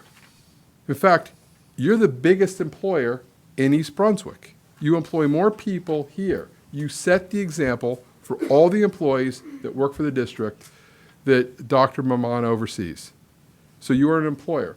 And so if you saw one of the issues that you saw in the thing is what stays in executive session has to remain in executive session. Why is that? Because a lot of things that you discuss in executive session involve students, discipline, and employees. And employees have a fundamental right to privacy.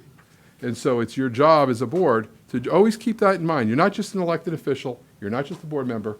You're an employer. And so just think if you're at work, how would you want the CEO of the company that you work for or your boss, how would you want them to treat you? And you got to put yourself in that thing. You are now the CEO, owner of the East Brunswick football team, and that's your coach. So I try to bring it down so that people understand the role of board members, because you set an example by which all the employees look to. And you have a very huge responsibility, and you have a lot of input. And I got to tell you, like tonight, this board meeting, that was one of the nicest reorganizations I've been to. I've been to a lot of reorganizations. I've been to ones that aren't so nice. This was awesome.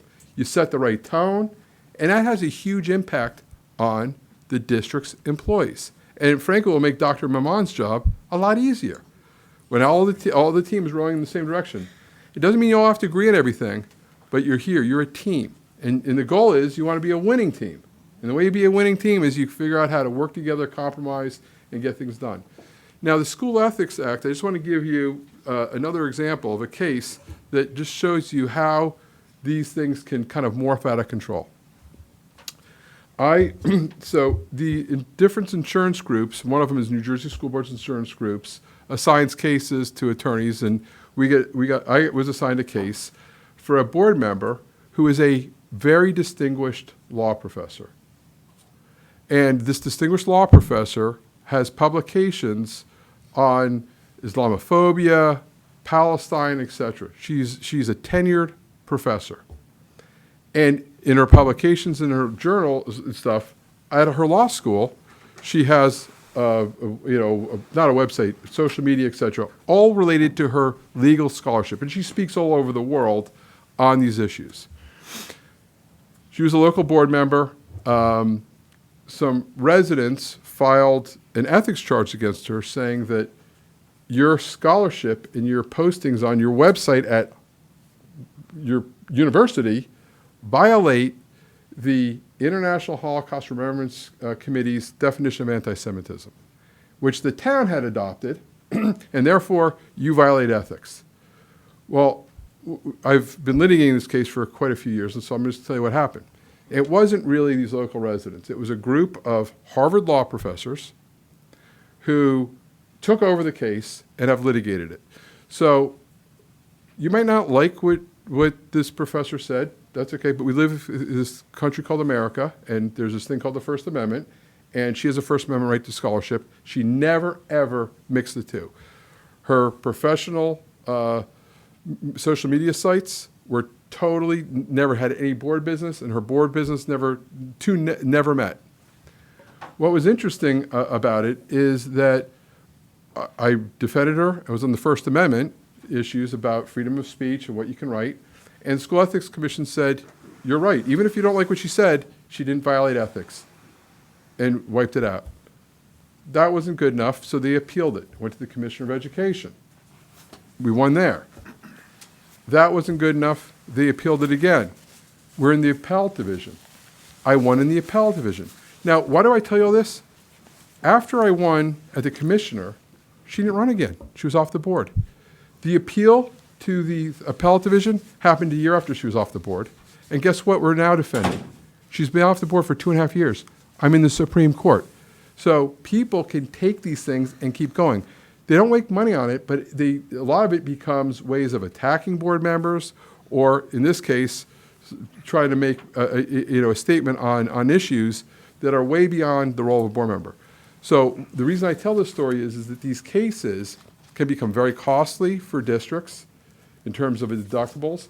And guess what? If you have a lot of claims, because what happens with insurance, I have 4 kids, and they're all grown, but a few car accidents and tickets.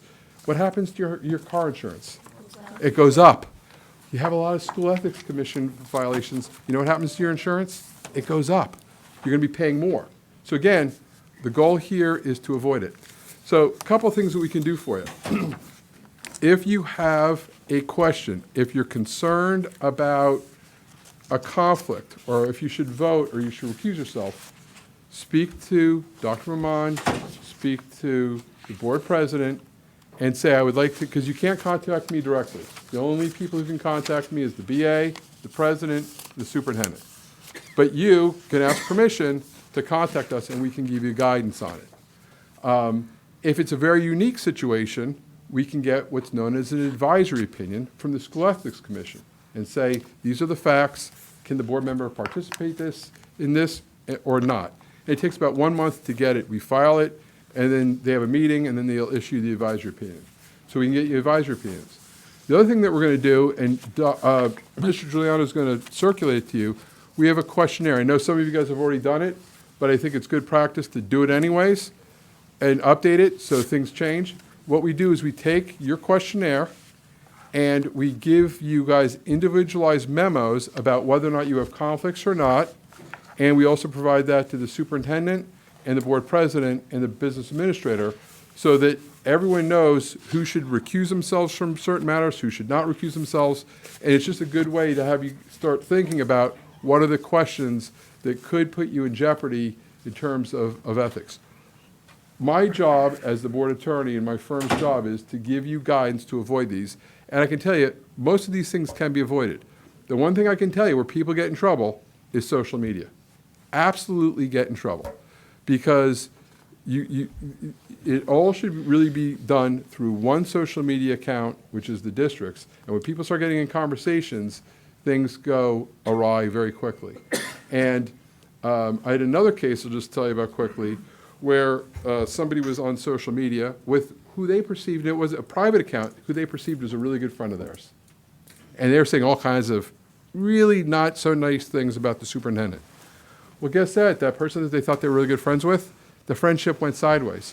Guess what became public?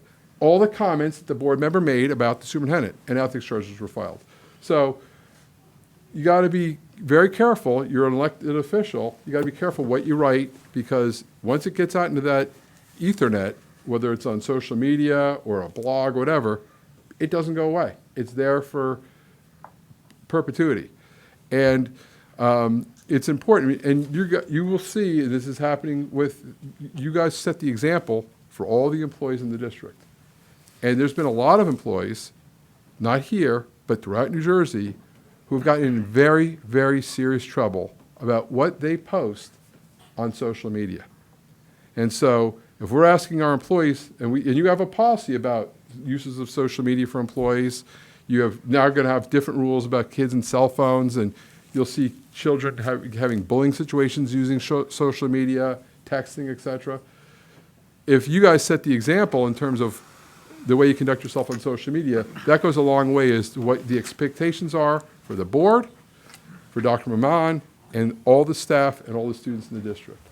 So again, if you have any questions, please reach out to the superintendent.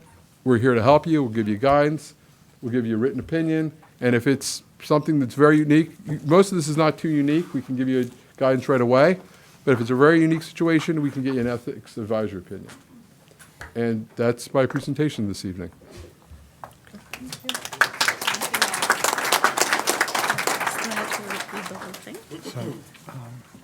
No, you can just summarize it. We have a need for closed session. Maybe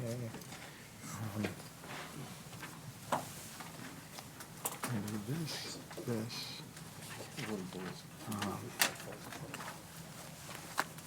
Let's do the same.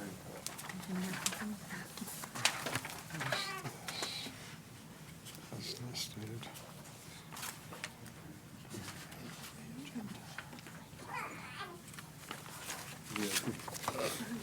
Can you give me the public comment up? They want me to public comment up. I was going to suggest that, yeah. Okay. You don't need it. You don't need the motion. You can just move it up if it's the pleasure of the board. You can just move it up. Okay. Okay. So we are going to change things a little on our agenda, and for the good of the public, we're going to move up for the good of the cause for the public. So at this time, anybody wishing to speak can go to the podium. Is there anyone wishing to address the board? Go ahead to the podium. Please state your name and address. And before you do, just to note, public comments are limited to 3 minutes in duration. We'll keep the time on that. Okay. My name is Jake Rosser. I'm a, Sorry, your address. oh, my address. So, my address is 19 Railroad Ave, Helmetta. You got it. Okay. So my name is Jake Rosser, previous bus driver with East Brunswick. And, you know, I'm here tonight because, in my opinion, what occurred and my case reflects not merely on an employment decision, but a serious failure of fairness, proportionality, and ethical judgment within the district. I want to be clear at the outset. I am not claiming perfection. I am human. I make mistakes. What deeply concerns me is that when I made a mistake, I was not afforded the same opportunity to correct my conduct that others routinely receive. Throughout the school year, my record was unblemished. No write-ups, no disciplinary meetings, no corrective action plans. Management repeatedly sent me out with other drivers to ensure routes were being performed properly because I was viewed as a competent and reliable individual. The situation changed during the summer program. I enrolled based on representations that the program would provide consistent 5-day per week work. Those representations later proved inaccurate. Had I been given truthful information, I would have pursued alternative employment. Instead, the reduction in hours called immediate financial hardship. Shortly thereafter, I was accused of stealing time. In my opinion, that accusation became justification used to reinterpret everything I did thereafter. Yet the timesheets cited had been approved by management, who later acknowledged approving them was a mistake. I was told my brief absence from a site constituted an unacceptable safety risk. At the same time, I possessed documented data showing that buses were permitted to leave students at Bicentennial Park for extended periods of time without transportation. Office staff were also authorized to leave early with pay. These are not accusations. These are documented circumstances that, in my opinion, demonstrate inconsistent enforcement of policy. I was never verbally warned, counseled, or given the opportunity to correct my conduct. A single conversation would have sufficed. Instead, incidents were accumulated silently until termination became inevitable. I also find it deeply concerning that my termination occurred during a non-contractual summer period without progressive discipline or an opportunity for 10 correction. seconds. At the time, I am managing legitimate medical issues into significant family responsibilities. I made judgment calls under pressure, believing I was acting responsibly Time. and in good faith. Time. Sir, I'm not sir, asking for your time is up. I am asking for reflection. Sir, your And in time my opinion, how the is board up. chooses to respond Sir, will say far your more time about is up. this institution than it ever will about me. Thank you for your time. Thank you. Is there anyone else wishing to address the board? Please state your name and address.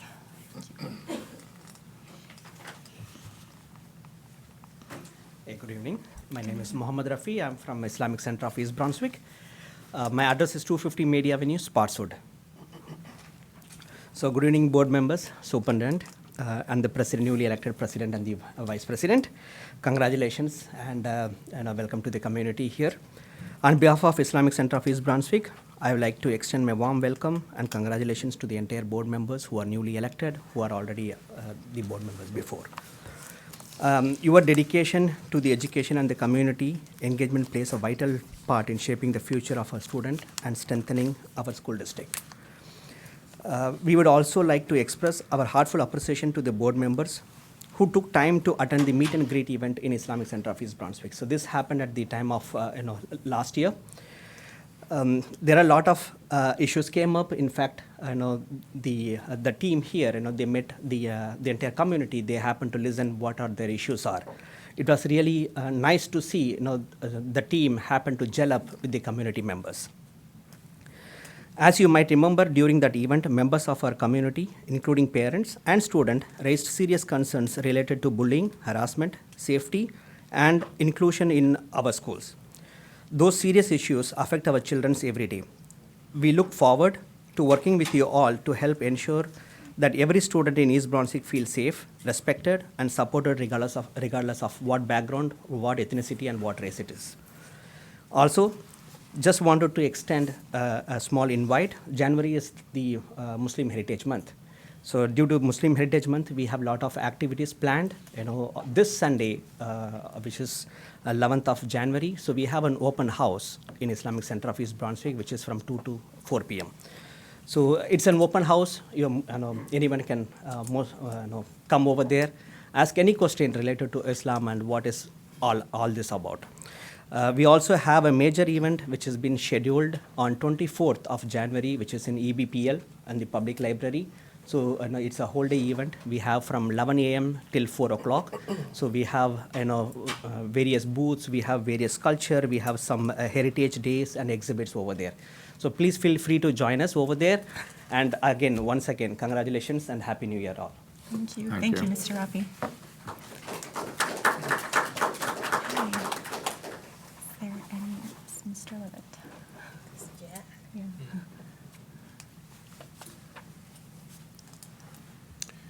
Jack Levitt, 4 Springfield Road. I've been coming to a lot of board meetings over the last several years, and I found myself doing something different tonight than I have at any other board meetings. And I found myself smiling. For the first half hour, I couldn't stop smiling at what went on up here. First of all, we have a new superintendent. You all made an outstanding choice of a new leader, but more importantly is the how. You did it collectively, you did it supportively, something we haven't seen from a Board of Education in a really long time. It shows that you're entering this calendar year as a team, and that's thrilling for this community. Of course, the smiles of the night will soon be replaced with the realities of business. I hear there's a budget that needs to be developed, and it's going to be with smaller numbers. Some contract negotiations and ongoing concerns of the community are also going to come up. I encourage you all to remember what you did and show the community here tonight. You're not going to be perfect, but when you're not, that's when the community needs you to face us candidly and transparently. When the community has concerns, obviously you should listen, but show us that you've taken the action, even if the action isn't popular.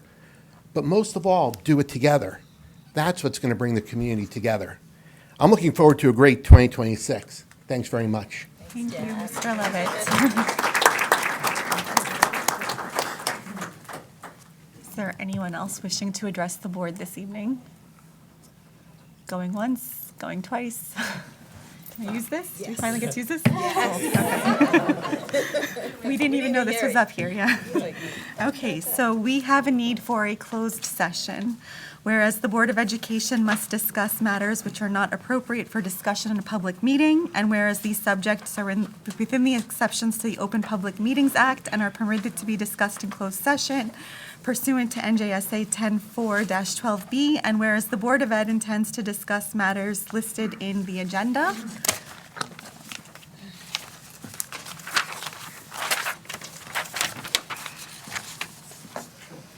Whereas the length of the closed session is estimated to be 1 hour, after which the public meeting of the board shall reconvene and action will be taken. Now therefore be it resolved that the East Brunswick Board of Ed will recess into closed session for only the aforesaid subjects, and be it further resolved that the East Brunswick Board of Ed hereby declares that its discussion of the aforesaid subjects will be made public at a time when the public's interest in disclosure is greater than any privacy or governmental interest being protected from disclosure in accordance with the Open Public Meetings Act. Do we have a motion? Second. So that's Wilbur and Jeannie. Discussion? Motion carries. All in favor? Oh, all in favor, voice vote, sorry. Any Opposed? Abstention? Motion carries. There you go. Thank you.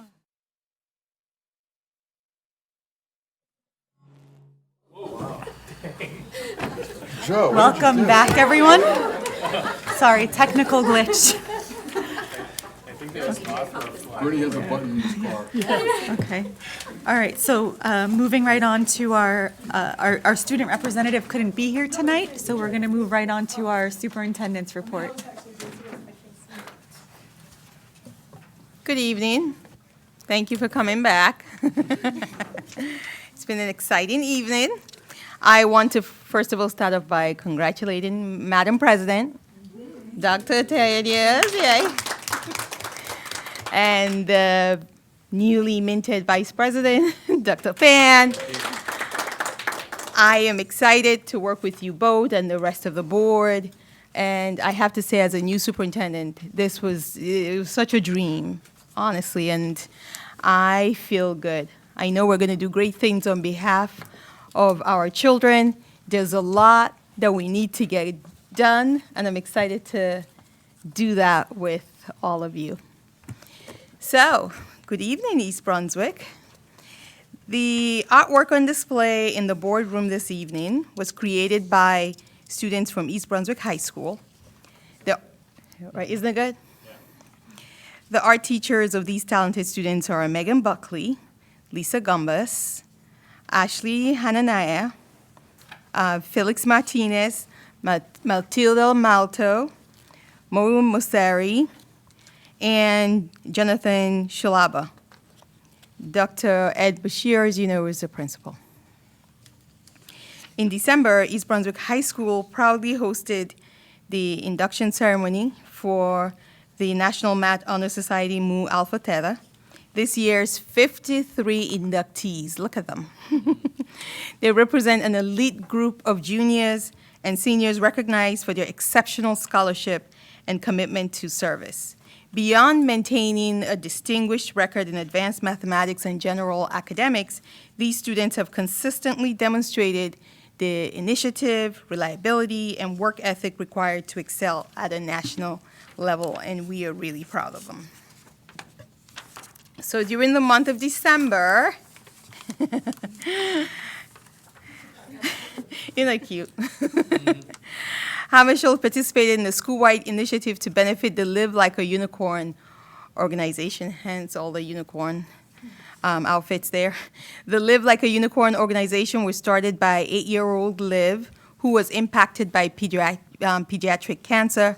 She started this organization to support other children who had cancer, as she wanted to help them be brave.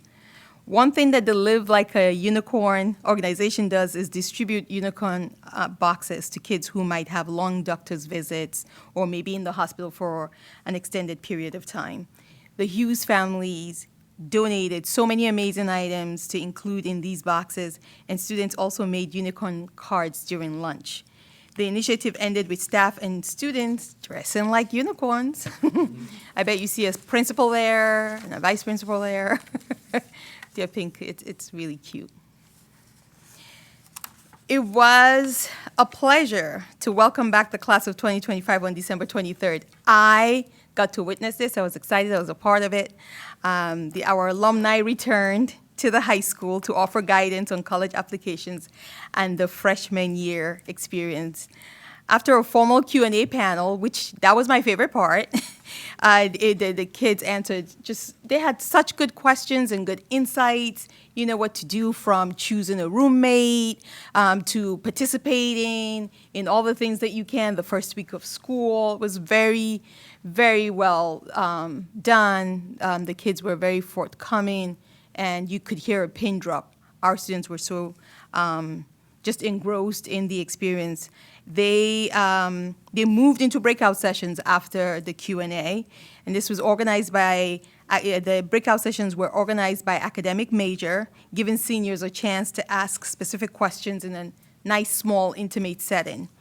So I want to thank our alumni for donating their time and wisdom to help our seniors navigate their next chapters.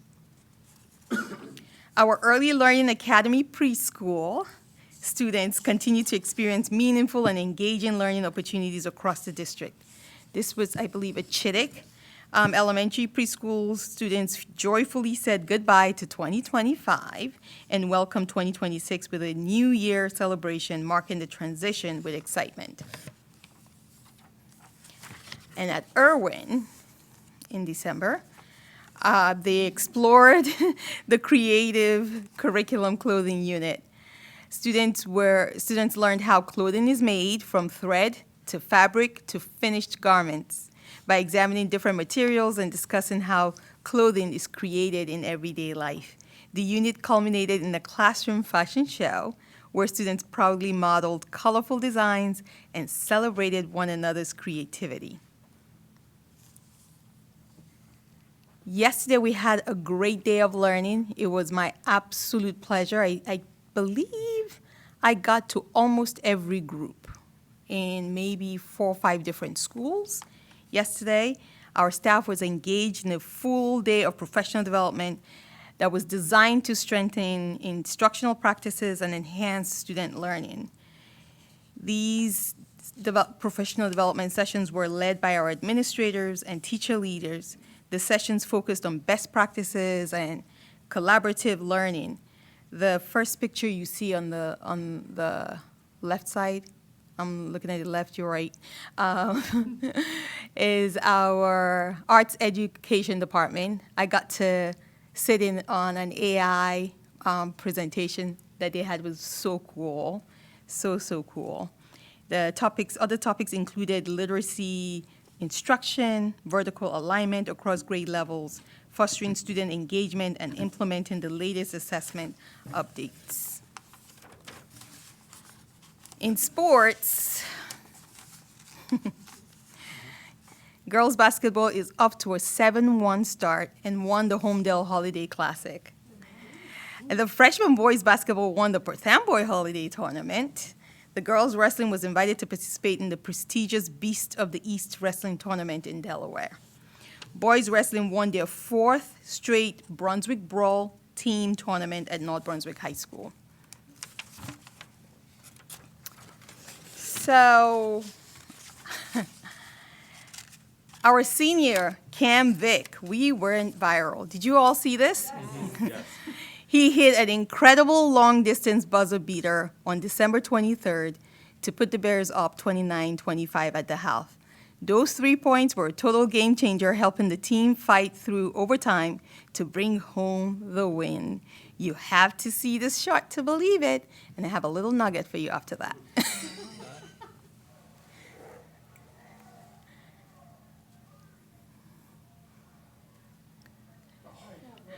Wow, right? So Cam, as of the time I was getting this report together, right?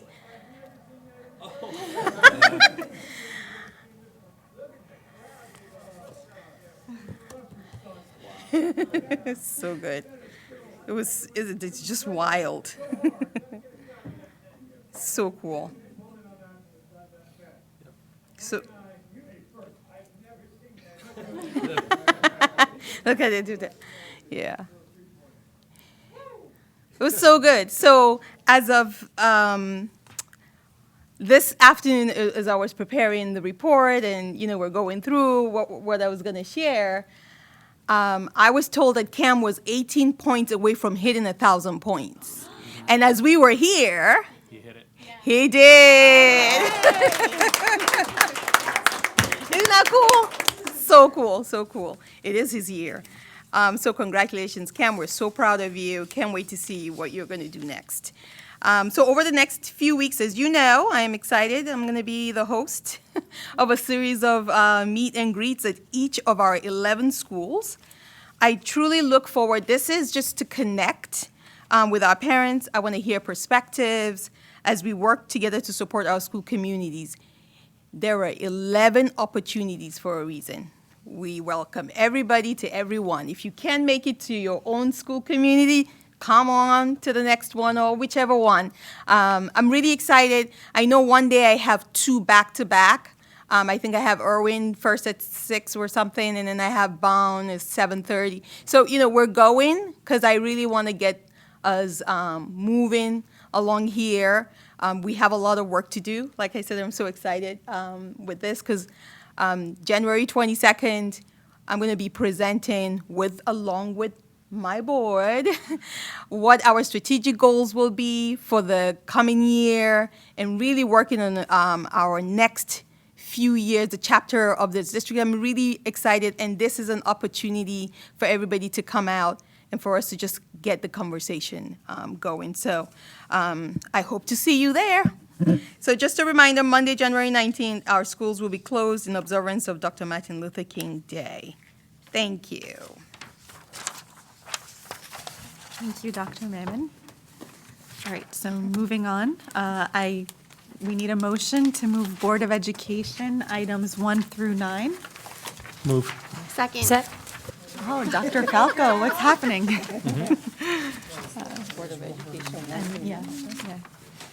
Okay. Discussion?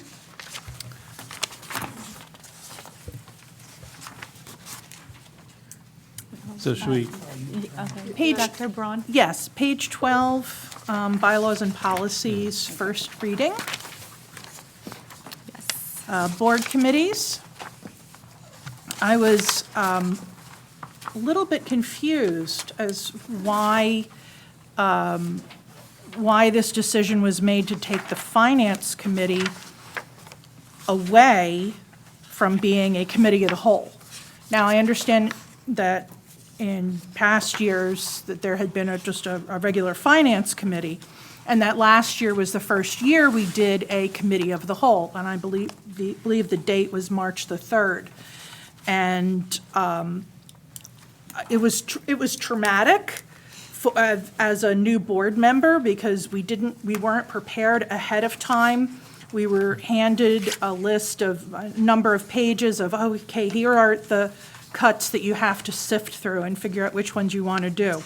So I can imagine that was also difficult for the public. However, I think it was very valuable for the public to see the fact that we really, we don't make these decisions lightly.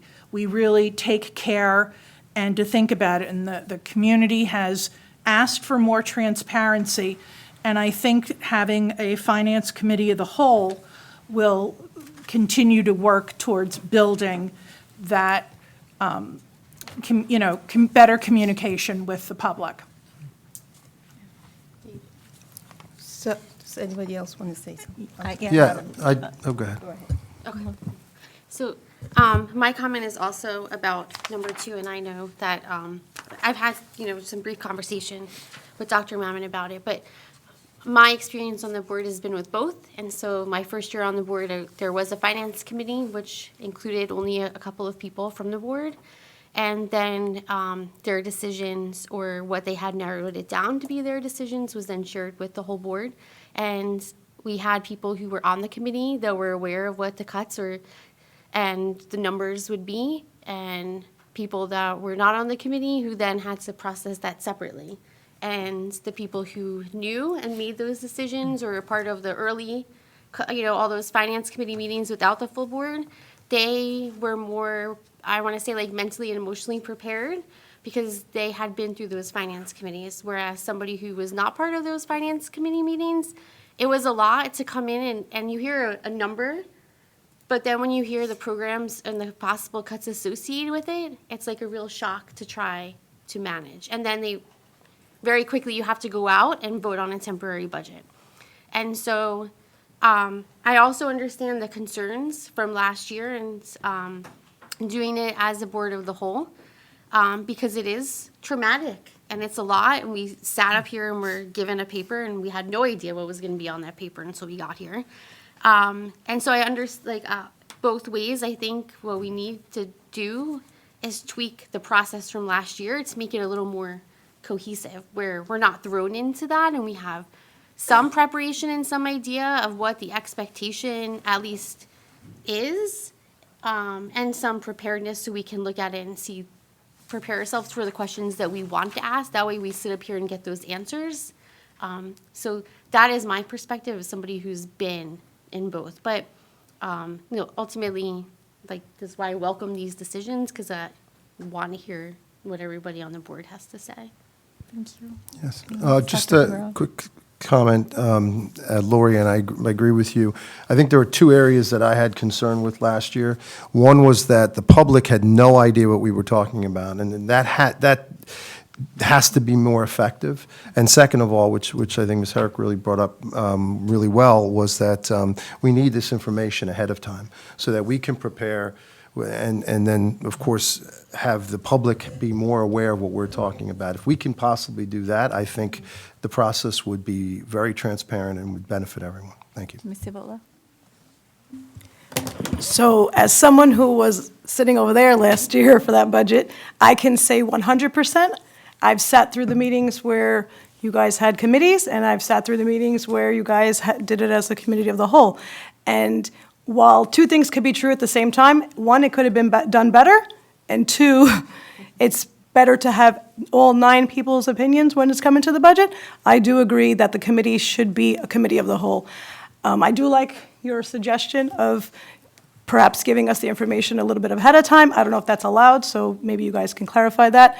I think a lot of the problems that there were with that initial meeting was there was an urgency to vote as a consensus. So unless you were somebody who was experienced in that type of a presentation, everybody out there assumed, oh my God, that's the budget that they're passing. So I think some clarification, some transparency would, like she said, tweak all those little issues, but I would like to see it continue the way it was. The public, there's going to be hard decisions that need to be made. We all know that already. We already know that there's going to be budget problems for the next budget, and I think including the community in what we're experiencing as a board will help them understand. So if we have to give a little bit more explanation when we're sitting here on the panel, that's going to help them understand what's going on, but that's also going to be more important for the final decision, because like Lori said, she had to make choices on what a group of a smaller committee created, and maybe she would have had different opinions on the things that they were trying to save. So I agree in keeping it in the public. Anybody else? Dr. Pan? Wilbur. So, I'm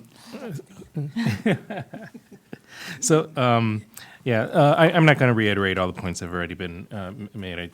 To me, those points are all, self-evident. The one point I did want to make, though, is that I understand that this is a traumatic thing, but for me, the root cause of the trauma was not whether or not we had it as a committee of the whole and didn't do it as a finance committee or the other way around. The traumatic part is that we had a $7.5 million budget deficit. And I don't think the organization, in terms of how we address this, is going to take that pain away. It's going to suck regardless of which one it is. Having said that, I'm also in favor of keeping it as a committee of the whole, too. So, anybody else? Okay, so I actually agree in keeping it as a committee of a whole. As everybody knows, this is my first time being doing the budget on this side of the aisle. And I think what's important is that we have to remember at the end of the day, we represent a lot of people. And I always go back to this, but it was last year when Dr. Braun pointed out, oh, Hammersholt is going to turn into an elementary school, and the community came out and spoke up, and it's important for us to hear that, and doing it as a committee of the whole ensures that we have transparency. I know that's a word that gets thrown around a lot, but I know that's something that the entire board wants to continue to make sure we have, so I'm also in favor of doing it as a committee of the whole. Okay, all right. So, like you, I got to prep coming into East Brunswick and watching March 3rd. You were not prepared for what you did, and that was not fair to the community. My suggestion that it be a committee is to allow all 9 of you in small groups to be able to look at what it is you're being asked to do, ask your questions. I think I see like a classroom teacher. I do something whole group, but until I sit with groups who learn differently, who want to ask different questions, and I'm able to explain what it is we're asking of you, right? And then when we bring it out to the public and have that conversations, you don't even have to make any decisions when you are in the when you're in committees. Like, so you have small committees, but for big ticket items, you want everybody hearing the same thing, having the same information, being informed, so that when they come out to the public can hear I don't want to say an intelligent conversation, but basically have you ask questions that are pertinent that you've had, but you have had time to really think about it and be thoughtful and present it in that way. Because as I was watching, it seemed to me like you were making decisions and not having discussions. And you want to come out here prepared to make discussions, hear what the public has to say. It's still very transparent. There's no decisions going to be made in the small committee, but really allows us time to learn, to marinate, and to be able to ask those questions that are pertinent to whatever our goals are and what we're hearing from the community. That's what I'm seeking to do. Now, if the board wants to keep it committee of the whole, I will still insist on small group brief sessions before we come out to the public. I cannot watch you do that. It is not fair to me, to our staff who are traumatized. And I know I've been out there and they tell me things like, I can't believe they thought I was expendable. I can't believe they wanted to do this and do that. And I know that's not what you meant. You were going through it. So that was why I suggested that we do that for more. Just to streamline the process. But I'm okay with whatever you do, whatever you decide to do. It wouldn't stop our work and being able to come out here as a unified group, so. Mr. Hong. Yes. So as for Dr. Memmer's small committee, I would suggest 9 of us will have different life experience. We'll have different education background. We have different specialty. So I would suggest for example, Dr. Brown is educator, so she can focus on the curricula or the extracurricular. Tim Cummins is an executive, so maybe you can focus about the items about this building. So Dr. Pan and Dr. Falco are medical specialists. You can focus on student life service, and then everyone divide the job. $200 million budget. It's huge work. It's no way for us in 2 weeks go to very detail for each item.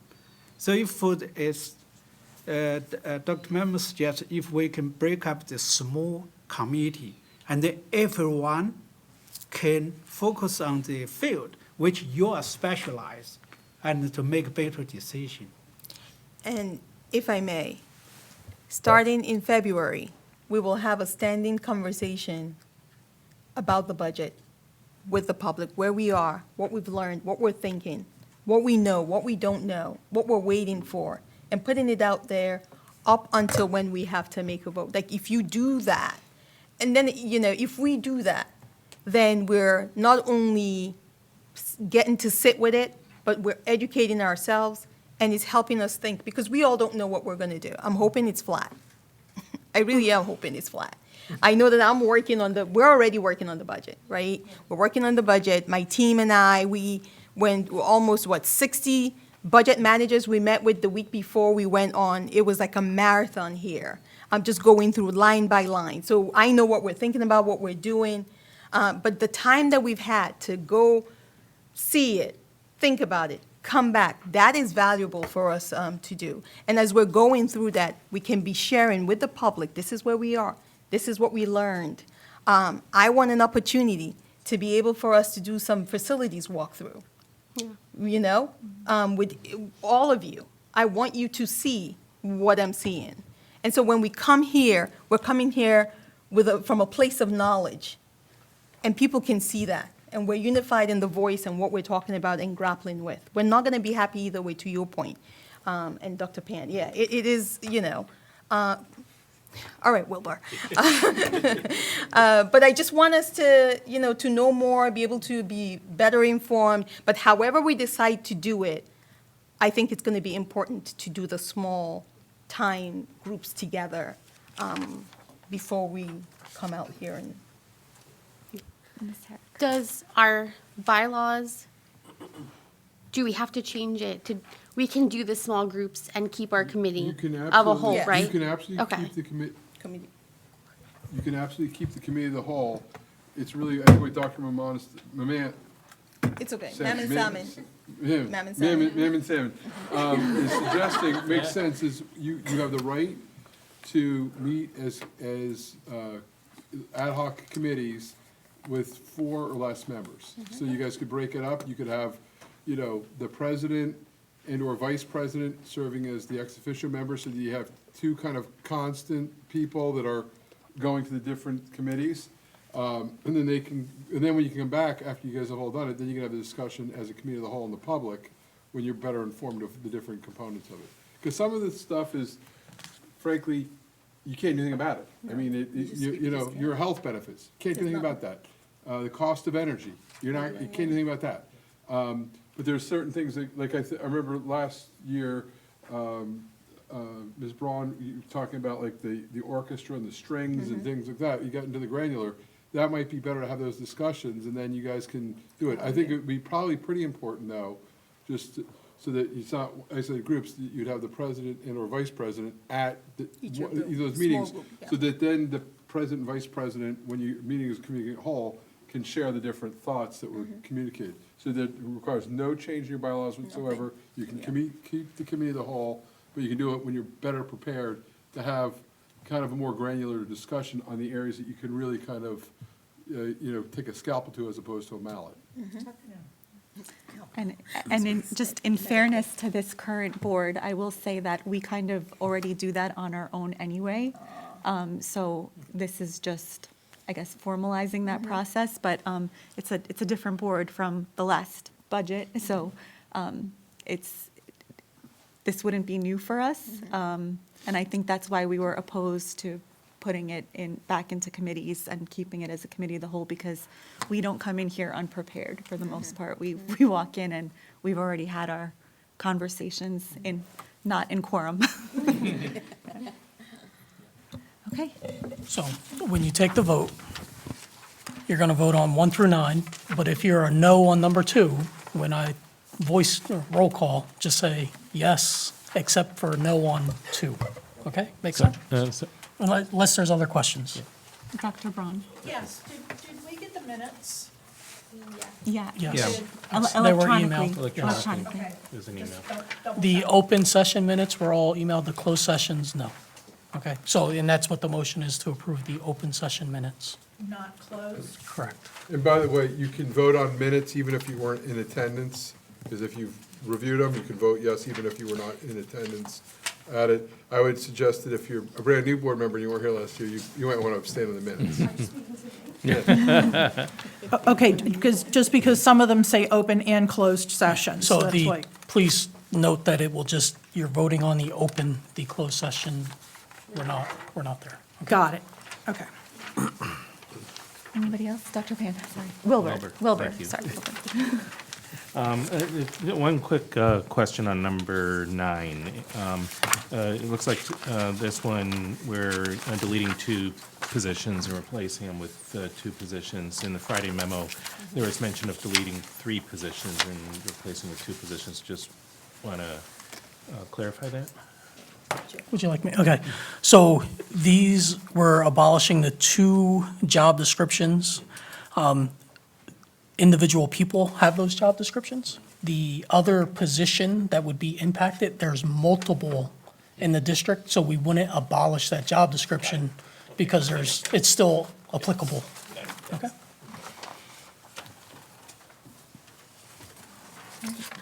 So this is a roll call vote? Yes. All right, and we're good? Yeah. All right. Anna Braun? Okay, no on number 2. Recuse on number 3. Everything else, yes. Okay, thank you. Timothy Cummings? Yes, no on 2. Antoinette Evola? No on 2, and abstain from the minutes presented. So that's 4 through 8. Thank you. Just bear with me 1 second. And yes on everything else.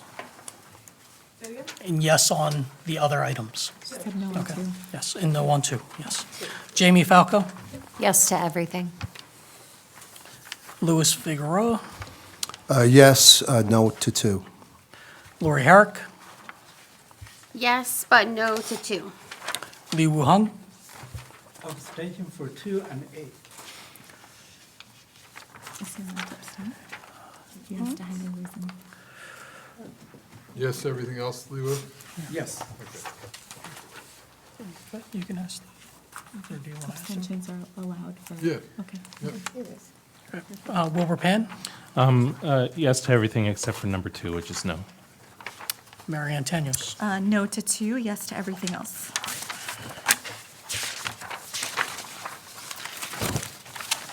Okay, moving on. Motion to move business and support operations items 1 through 12. Move. Second. Jeannie and Wilbur. thank you. Discussion? Ms. Herrick? I'm just going to make a quick comment about number 4, which will basically say that the softball parents will thank you for putting up some fencing, which will allow us, which will allow them to see the games without having to sit inside the field, and the same for the field hockey parents. I'm sure they'll be thanking you as well. So thank you. Yeah, if I also have to, something in that. So just in terms of what Ms. Herrick said, was there a way to avoid that by preparing better initially? Because from what I'm looking at, it looks like roughly a $25,000 difference, if I'm not mistaken. And, that, again, we're going into budget season, and every dollar counts.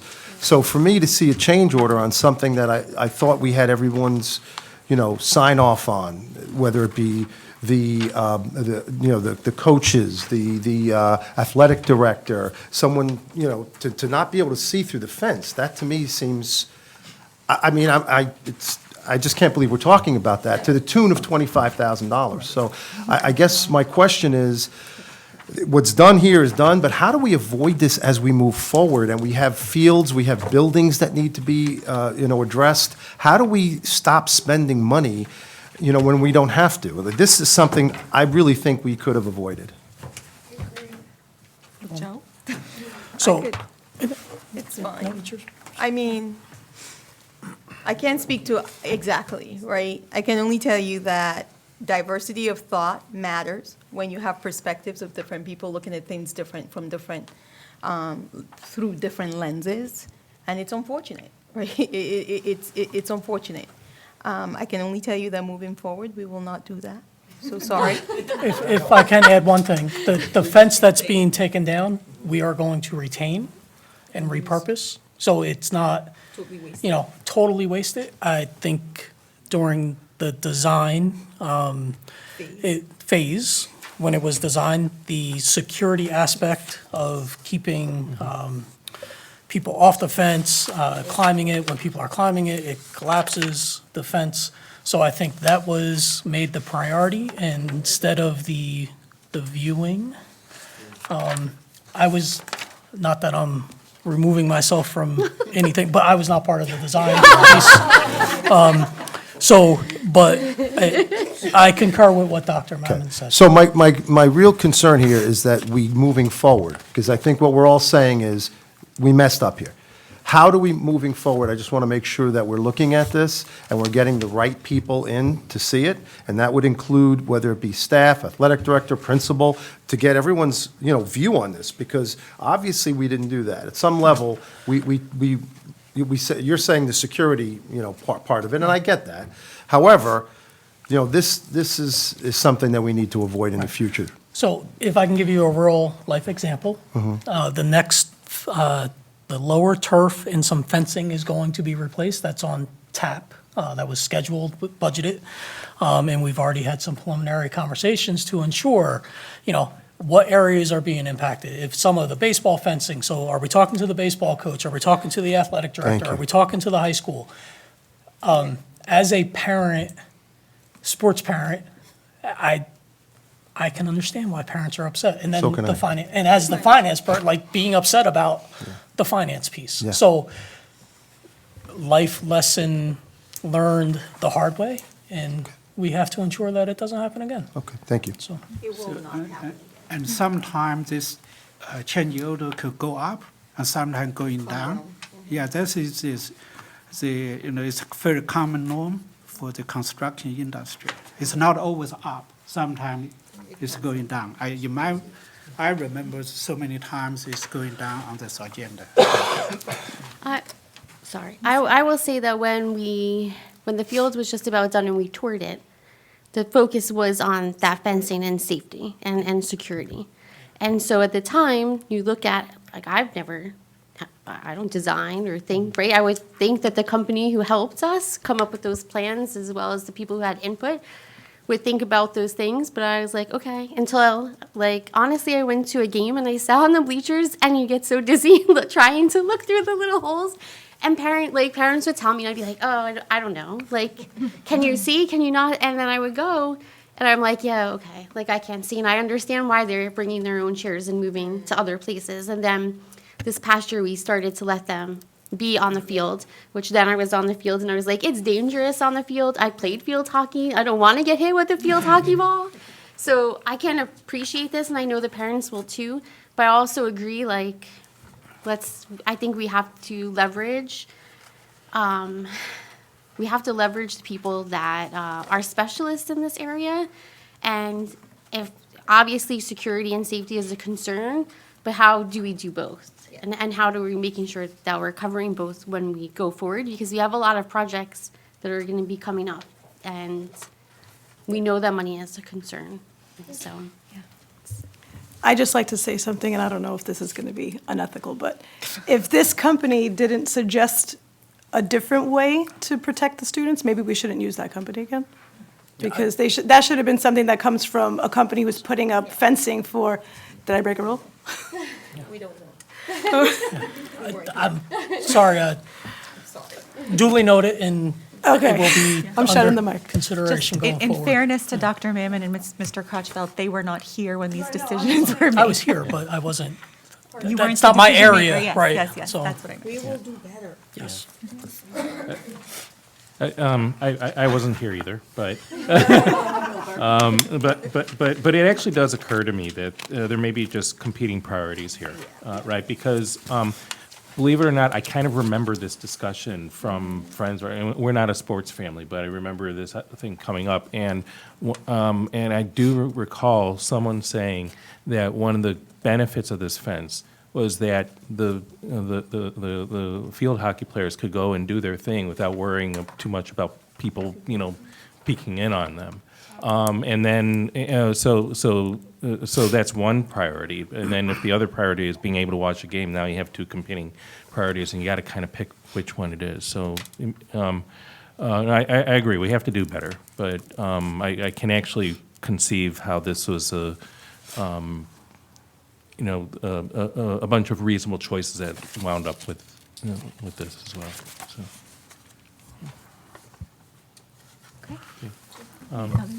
I have a question on item 2, if that's all right. In the list of items on the bill list, there's Perrette Sumgen Architects, who had a ton of charges and credits that just went back and forth. I was just wondering what the backstory was to that. We do have an answer. Yes. So Perrette Somgen is our district architect. They do a number of projects. We had a credit due back to us. So as the bills were coming in, the credits were coming in, we've recouped all of that credit. That's why they're actually getting paid. So it was just a mechanism. And what you're seeing is each purchase order has a line on the bill list that says line 1, $5,000, and the credit against line 1. So it makes it look very long, because I know it's like several pages of transactions. But that's why we had a credit on our account from previous work that we've recouped. Okay, great, thanks. Anyone else? Okay, so this is a roll call. Roll call? Yep. Okay. Anna Braun, Yes. Timothy Cummings. Yes. Antoinette Evola, Jamie Falco, Yes. Louis Figueroa, Yes. Lori Herrick, Yes. Lee Woo Hung, Yes. Wilbur Pan, Yes. Mary Ann Tanius. Yes. Motion carries. Move on. Motion for curriculum and instruction, items 1 and 2. Move. Second. Jamie and Wilbur. And this is just a voice call. Discussion? Couple quick questions. So this is largely, myself. This is largely, it looks mental health related. These trainings at no cost. How'd they go? I mean, one happened, right? So Yes, that's, they both happened Oh, they both happened? yesterday. Oh, Yes. both yesterday? Yes, they went very well, and the student assistant specialist counselors and child study team really received the information very well. And do we survey staff at the end of these to get their more Yes. feedback? Yeah. And do these providers change typically annually? I mean, is DCF typically coming in and doing these trainings on an annual basis, or? The providers change depending on the needs of the department. So whatever the focus and the goals of the department for the year would reflect on who they're bringing in to provide the professional development. Okay. That's good to hear. Yeah, in fact, today we met and debriefed. I was with the counselors for this one, the NJ4S. Yes. I know we talked about that. And because I did see them yesterday, while it was happening, and we were able to debrief, it was overwhelmingly, they loved it and wanted more of it. Yep. And these trainings, as we look at what the trends are, because even today our conversations are, what are the trends? What are we seeing? What are we able to handle? What do we need more help with? That then informs who the providers are for the next time we're able to meet. It's fluid. Anyone else? Okay. So that is a roll call. No, just a Voice voice. vote? Okay. So, all in favor? Aye. Aye. Opposed? Abstention? Motion carries. Okay. You're going to be an expert. yeah. You're good. You're doing great. Yeah. Moving on to human resources, motion to move items 1 and 2. Move. There's 3 items. Oh, Second. There's an addendum. oh, the addendum, and sorry. Motion to move items 1 through 3. There's an addendum that was left on everyone's. Move. Okay. Second. Wilbur or Wilbur and Dr. Falco. You're throwing us off. If he's Wilbur, I'm Jamie. Yeah. You can call me Dr. Okay. Cummings from now on. I'll take those. Yeah. Can we knight you? Sure. Sir Cummings. Sir Cummings. Discussion. Discussion. One question. How the heck did we partner up with Northern Arizona University? I knew you were going to say that. So, Northern Arizona State University is purely virtual, Yeah. but the student teachers live here, and so for any time that happens, we have to go into a memorandum of agreement that says, okay, we're gonna be responsible for this, and you'll be responsible for that, because it's not like they're going there and coming there, so that's just what that is, not a. I thought so too. I'm like, there are so Yeah. many colleges here. Why are we going to Arizona? At first, I thought it was students that for some reason were living down there and wanted to experience winter. But then I looked up where they say they're located, and I think it's, the northern part is high enough that they actually get snow, so that blew that idea out of the window. Anybody else? Mr. Holman.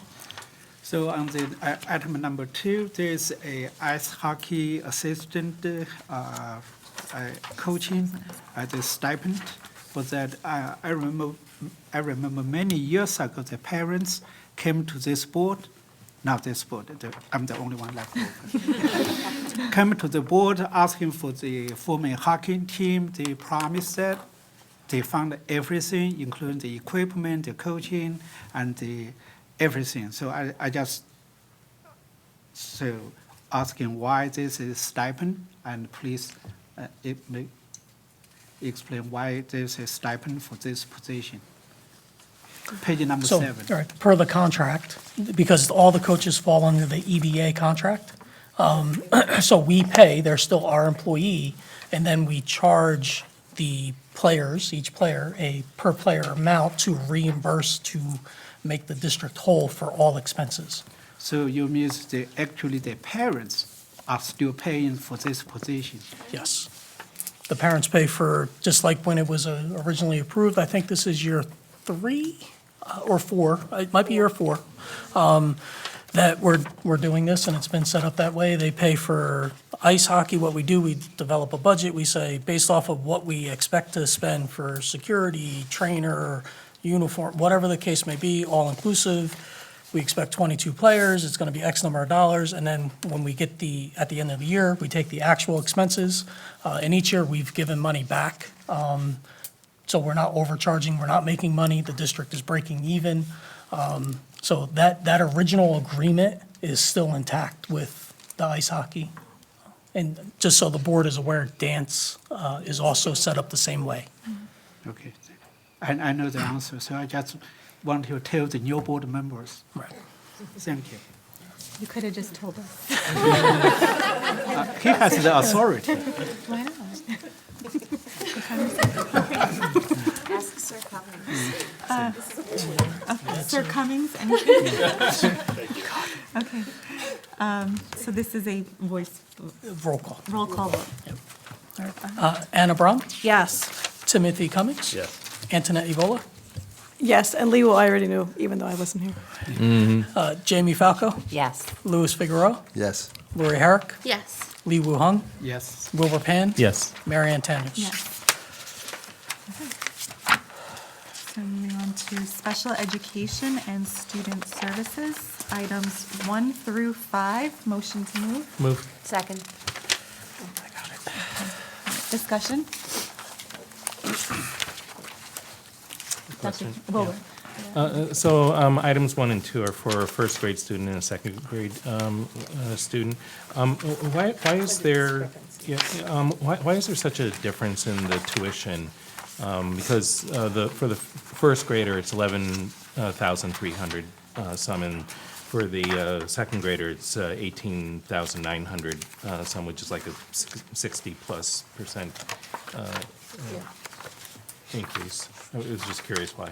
All right. So item number 1 is for the last school year, and the student was effective January 3rd, so it's prorated.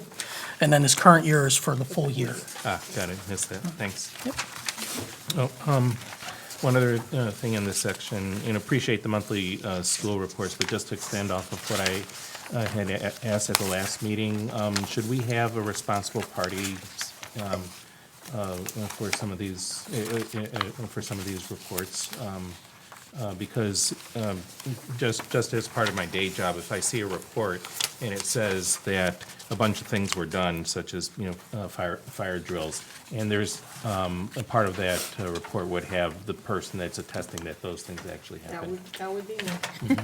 That would be me. I signed them all. Okay. I know the dates. I know when the drills are happening, if it happened, how many kids were involved. The principal signs off on it. It comes to me. I sign off on it. So there's a whole system in place before it gets to you. Okay. All right, thanks.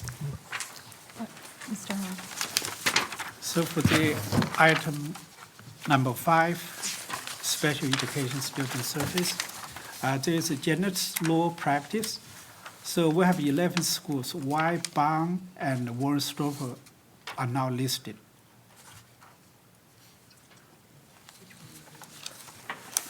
You said item 5? Item number 5. Number 5. It's right after the fire drill, Right after the fire drill? security drills, I'm sorry.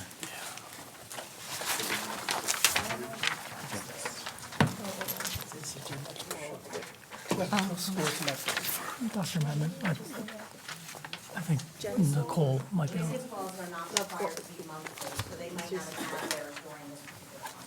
But my question is, why those 2 schools, They didn't have it. they didn't have it? Yeah, it's not monthly.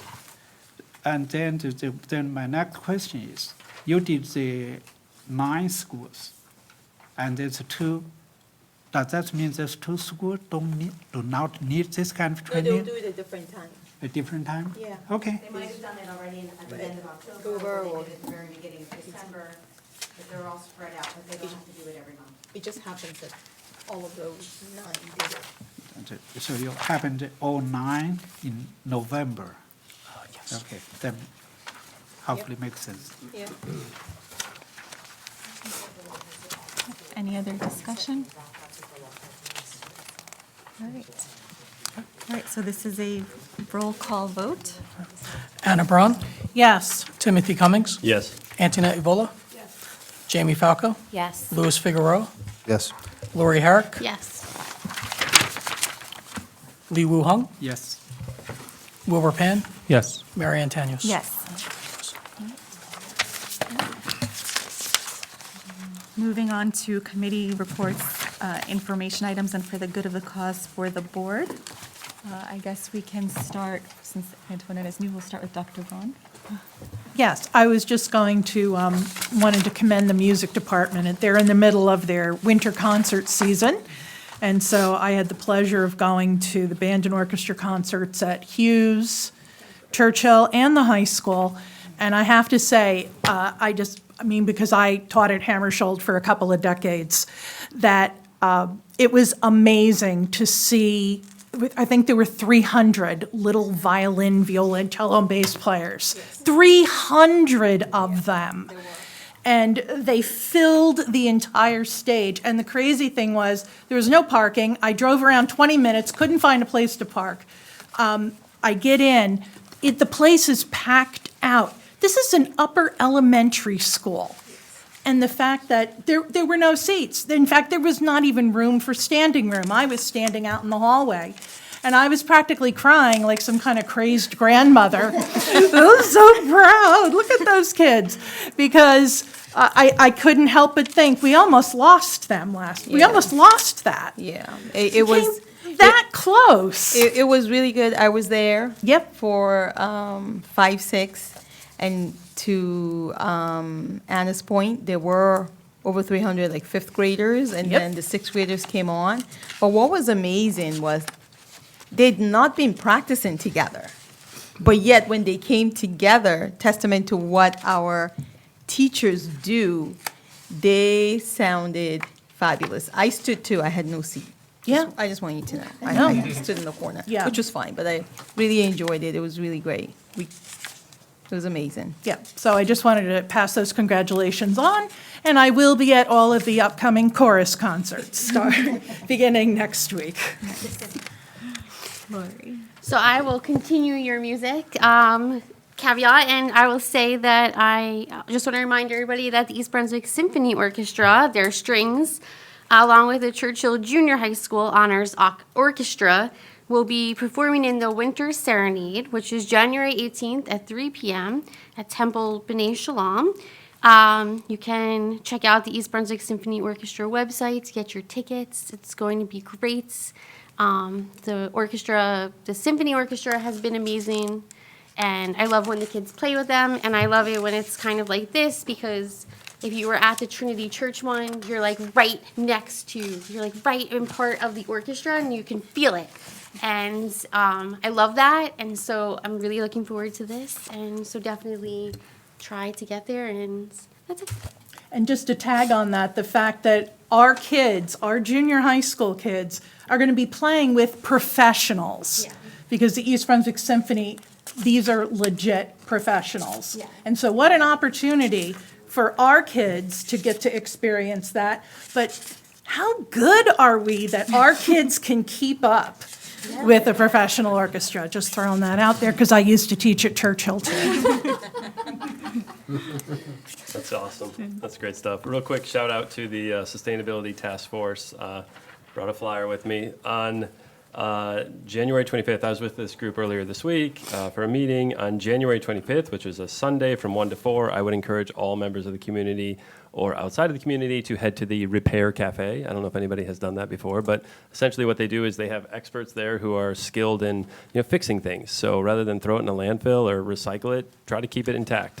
So it's an awesome, they reference your clothing, textiles, knit and crocheted items. So really encourage people to check this out. If you just Google East Brunswick Library Repair Cafe, you can find out more about it. So please do come. Thank you. I'll go last, Wilbur. So The activities for Muslim Heritage Month have already been mentioned, but I think it bears repeating. One of the fantastic things about a town like about our town, East Brunswick, is the diversity of the community. As Dr. Mammon said earlier, diversity of thought is a real strength, and that's one of the things that makes East Brunswick such a great place to live. Also, I was going to mention the EBSO EBF concert, but that was already mentioned.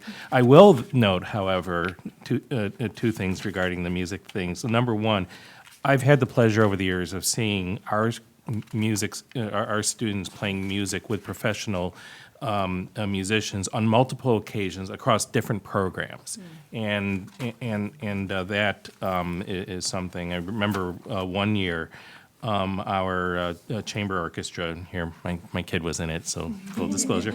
Actually went. They went down to Ryder, if I remember correctly, and they played Mahler's First Symphony, which is quite the feat for students who hadn't graduated from high school yet. My other Mahler joke is that for the concerts that Anna just mentioned, we're the only school district that has so many kids that we can perform Mahler 8 if we want to. So, yeah, so there's that. Music folks will appreciate that one. Other things I just wanted to mention is that the East Brunswick Teen Arts Commission has a creative writing workshop on the 11th. This looks to be a fantastic opportunity, and for the folks watching this recording, you may just want to send your kid there and see what happens. I know from experience that kids often don't know what they can do until they try it, and I've seen a number of our friends' kids, and also I remember growing up having a student enter a creative writing thing, having no clue what they were doing, all of a sudden just unlock something in their brain, which is a fantastic thing to do. And this is one of those things where if you don't give it a try, you never know what happened. Plus, the EB Teens Arts Commission is a terrific group, and they're well worth supporting. And, I'll be done real quick. CPAG has their Transition Resource Fair on the 23rd. This is also a fantastic resource because the transition of students with special needs into adulthood is fraught with difficulty. And the excellent job that we do with that student population needs to continue on afterwards. I have some personal experience with this as well because in my practice we also saw kids with sickle cell disease, and the transition, watching those kids go from our care as pediatricians to adult care was heartbreaking many times because it's a clear example of what happens when you're a kid and you have great support and then you move on to adulthood, and sometimes that support isn't there. I want to acknowledge Dr. Mammon's tour of East Brunswick coming up. When we were interviewing, we knew what we wanted from all the community feedback in terms of a new superintendent, and the ability to connect and communicate with people was right up at the top of the list. And I think there's no better demonstration over the past past month or so than the fact that she's established this. I want to find a black T-shirt and put her name on the front and a copy of the thing on the back and just label it Dr. Mammon North American Tour. I could sell it. I could sell it. We can make some money. Yeah, some merch. Yeah. Some fundraiser. Yeah. And then, and my last thing, I want to thank everyone for their support over my first year as a board member, but especially now having the opportunity to serve as vice president. This is I look at this as a wonderful opportunity to be able to help the students of our town. So, for Anna, Lori, Tim, Mary Ann, Lee Wu, Jamie, Lou, and Antoinette. Thanks for the trust. I won't let you all down, and of course I would be missing a huge thing if I didn't thank my family, especially my wife Mary, who's been great support through all of this. That's it. Thanks. So I want to share another testimony of our great music program. So in December, Mayor Cohen's Charity Fund held annual fundraising gala. Our 7th grade orchestra honor students performed 75 minutes without repeating, without any break. So I need to give a lot of credit to the teacher, Susan Muse. She conducted 75 minutes, standing there, never stop. So it's a testimony how great our students are. 7th grader, they didn't eat, they didn't drink for more than 70 minutes, and played so many beautiful pieces. So I'm proud my boy is there. So as for the Mayor Cohen's charity fund, and we started in 2019, and I'm one of the original trustees there. This fund helped hundreds of our school students. I help other community members, homeless, anybody got a big impact to their life. We are here. At the same time, I urge you guys, if possible, please help us. Every penny we raised are used strictly limited inside the boundary of East Brunswick, help our students, help our family members, help disabled, help homeless. So please support us. It's really good things to do. I enjoyed it for so many years. I will still be in there, as long as I can. But I may not. I want to thank all voters voted me in for my 4th term. I really appreciate. If you come here earlier, when I first swear in, my oldest son was this little. He was younger than 2 years. For so many years, I didn't spend my time with my boys, with my wife. So without their support, I couldn't be here. So I cherish the time serving our community.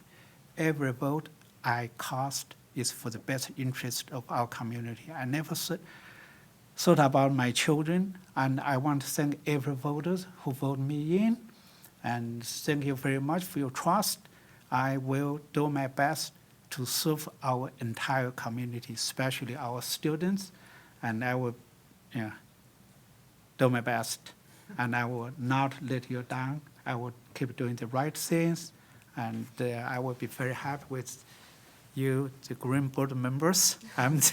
So I guess that will be my last time, definitely. Last term, I will now run again. Thank you. I'm really proud of everyone up here. I'm hoping not to ever bring Robert's rules to this podium again. But what I do want to say is that I'm really excited for the communication and the collaboration. Truly, the presence here, the levity that we have right now is a testament to the camaraderie we have. It's going to make our district better because we care that it's better. We want to work together. I'm really, really proud of you guys. The unanimous votes, they speak for themselves. And I really hope our community appreciates what that really means. It's not a common thing to have such unanimous support and such a strong direction for leadership, and I just couldn't be more proud. So thank you guys for stepping up. Just a quick shout out. So many wonderful things have been said, but we have talked a little bit about athletics, the arts, but I also want to mention our activities. If you go through our schools, if you are around after school for any reason, the amount of kids after school at most of our schools, not only is our secondary, is just amazing.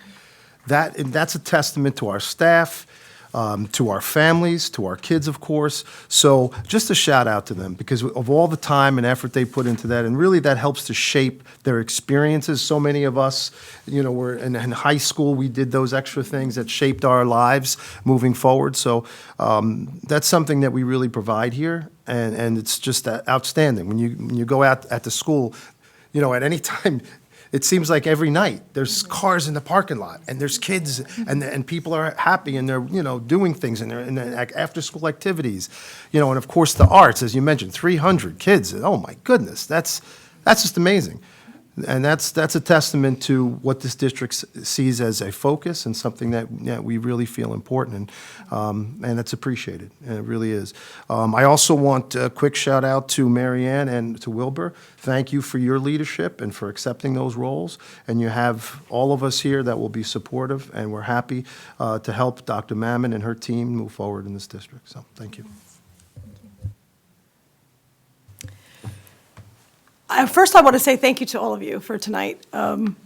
Obviously, I'm the newbie here, so you've been very, very patient with my inexperience.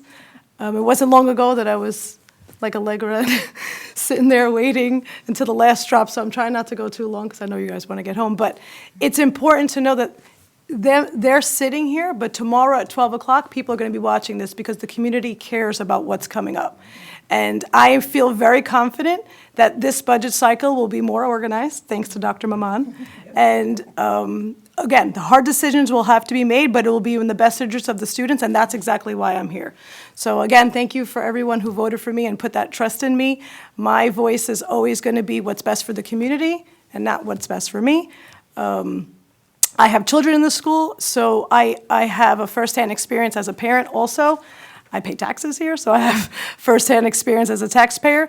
But as a board member, I want to be able to represent the community as a whole. So I hope that I do that for you guys. I want to thank Marianne so much for being our president. You're going to be an amazing leader. Wilbur, I'm going to call you Wilbur because you wanted to. You are going to be a great asset to her. I know that she'll be leaning on you, so I hope that you're ready for that. And I want to thank everybody for being here tonight and positive. I'm a very positive person, and my glass is always half full, so I feel like that's the energy that's going, and I'd like to bring that there. There's going to be times when maybe we might not agree on things, but I think that we're professional enough to be able to work through it, and I look forward to the rest of the year, so thank you. I'm sorry, I have one more thing to add.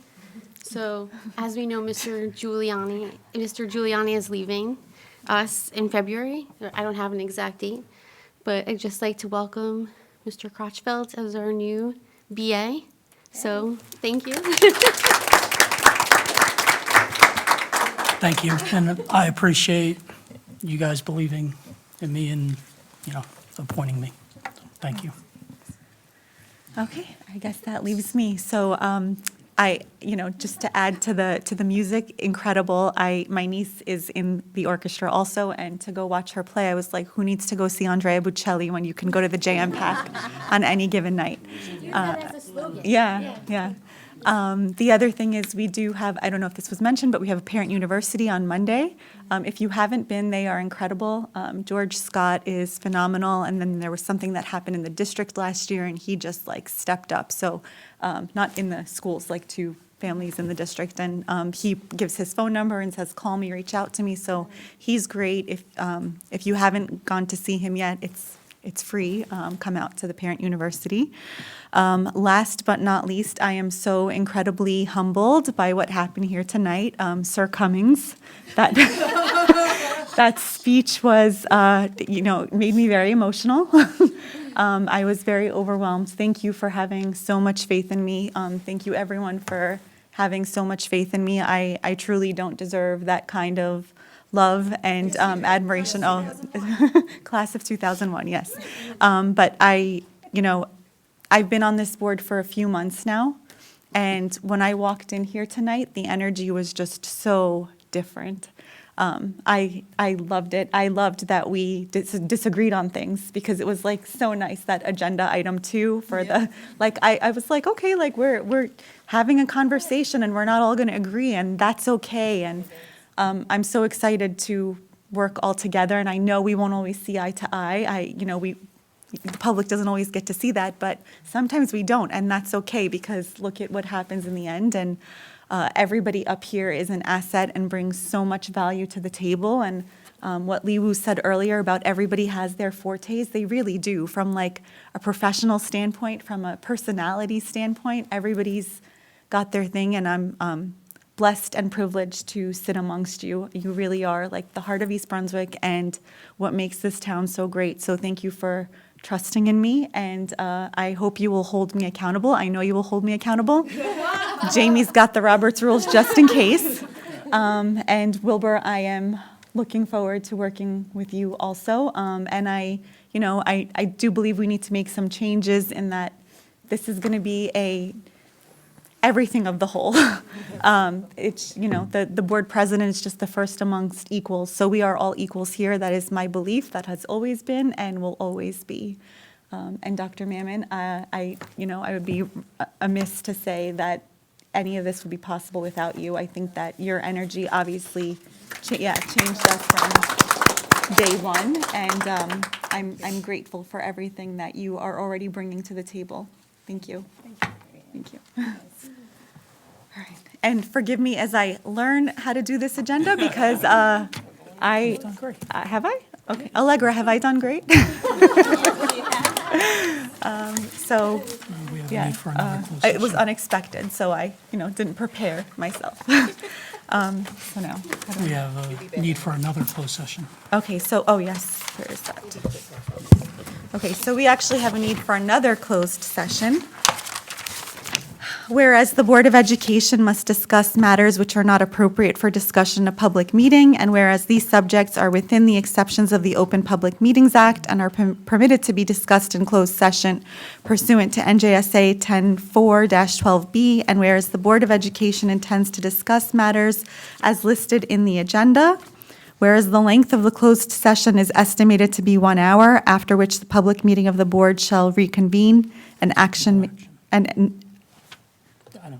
take no action? And take no action. Okay, ignore that in the agenda. Now therefore be it resolved that the East Brunswick Board of Ed will recess into the closed session for only the aforesaid subjects. And be it further resolved that the Board of Education hereby declares that its discussion of the aforesaid subjects will be made public at a time when the public's interest in disclosure is greater than any privacy or governmental interest being protected from disclosure in accordance with the Open Public Meetings Act. Do I have a motion to adjourn? Second. Okay. Oh, to close? Okay, to close. You need to give me like a real agenda. It's not my fault. Okay, motion to close? Yeah, we did that. Oh, okay. So we're done. All right. All in favor? Yeah. Aye. Opposed? Abstentions? Motion carries. Thank you, everyone. Have a good evening.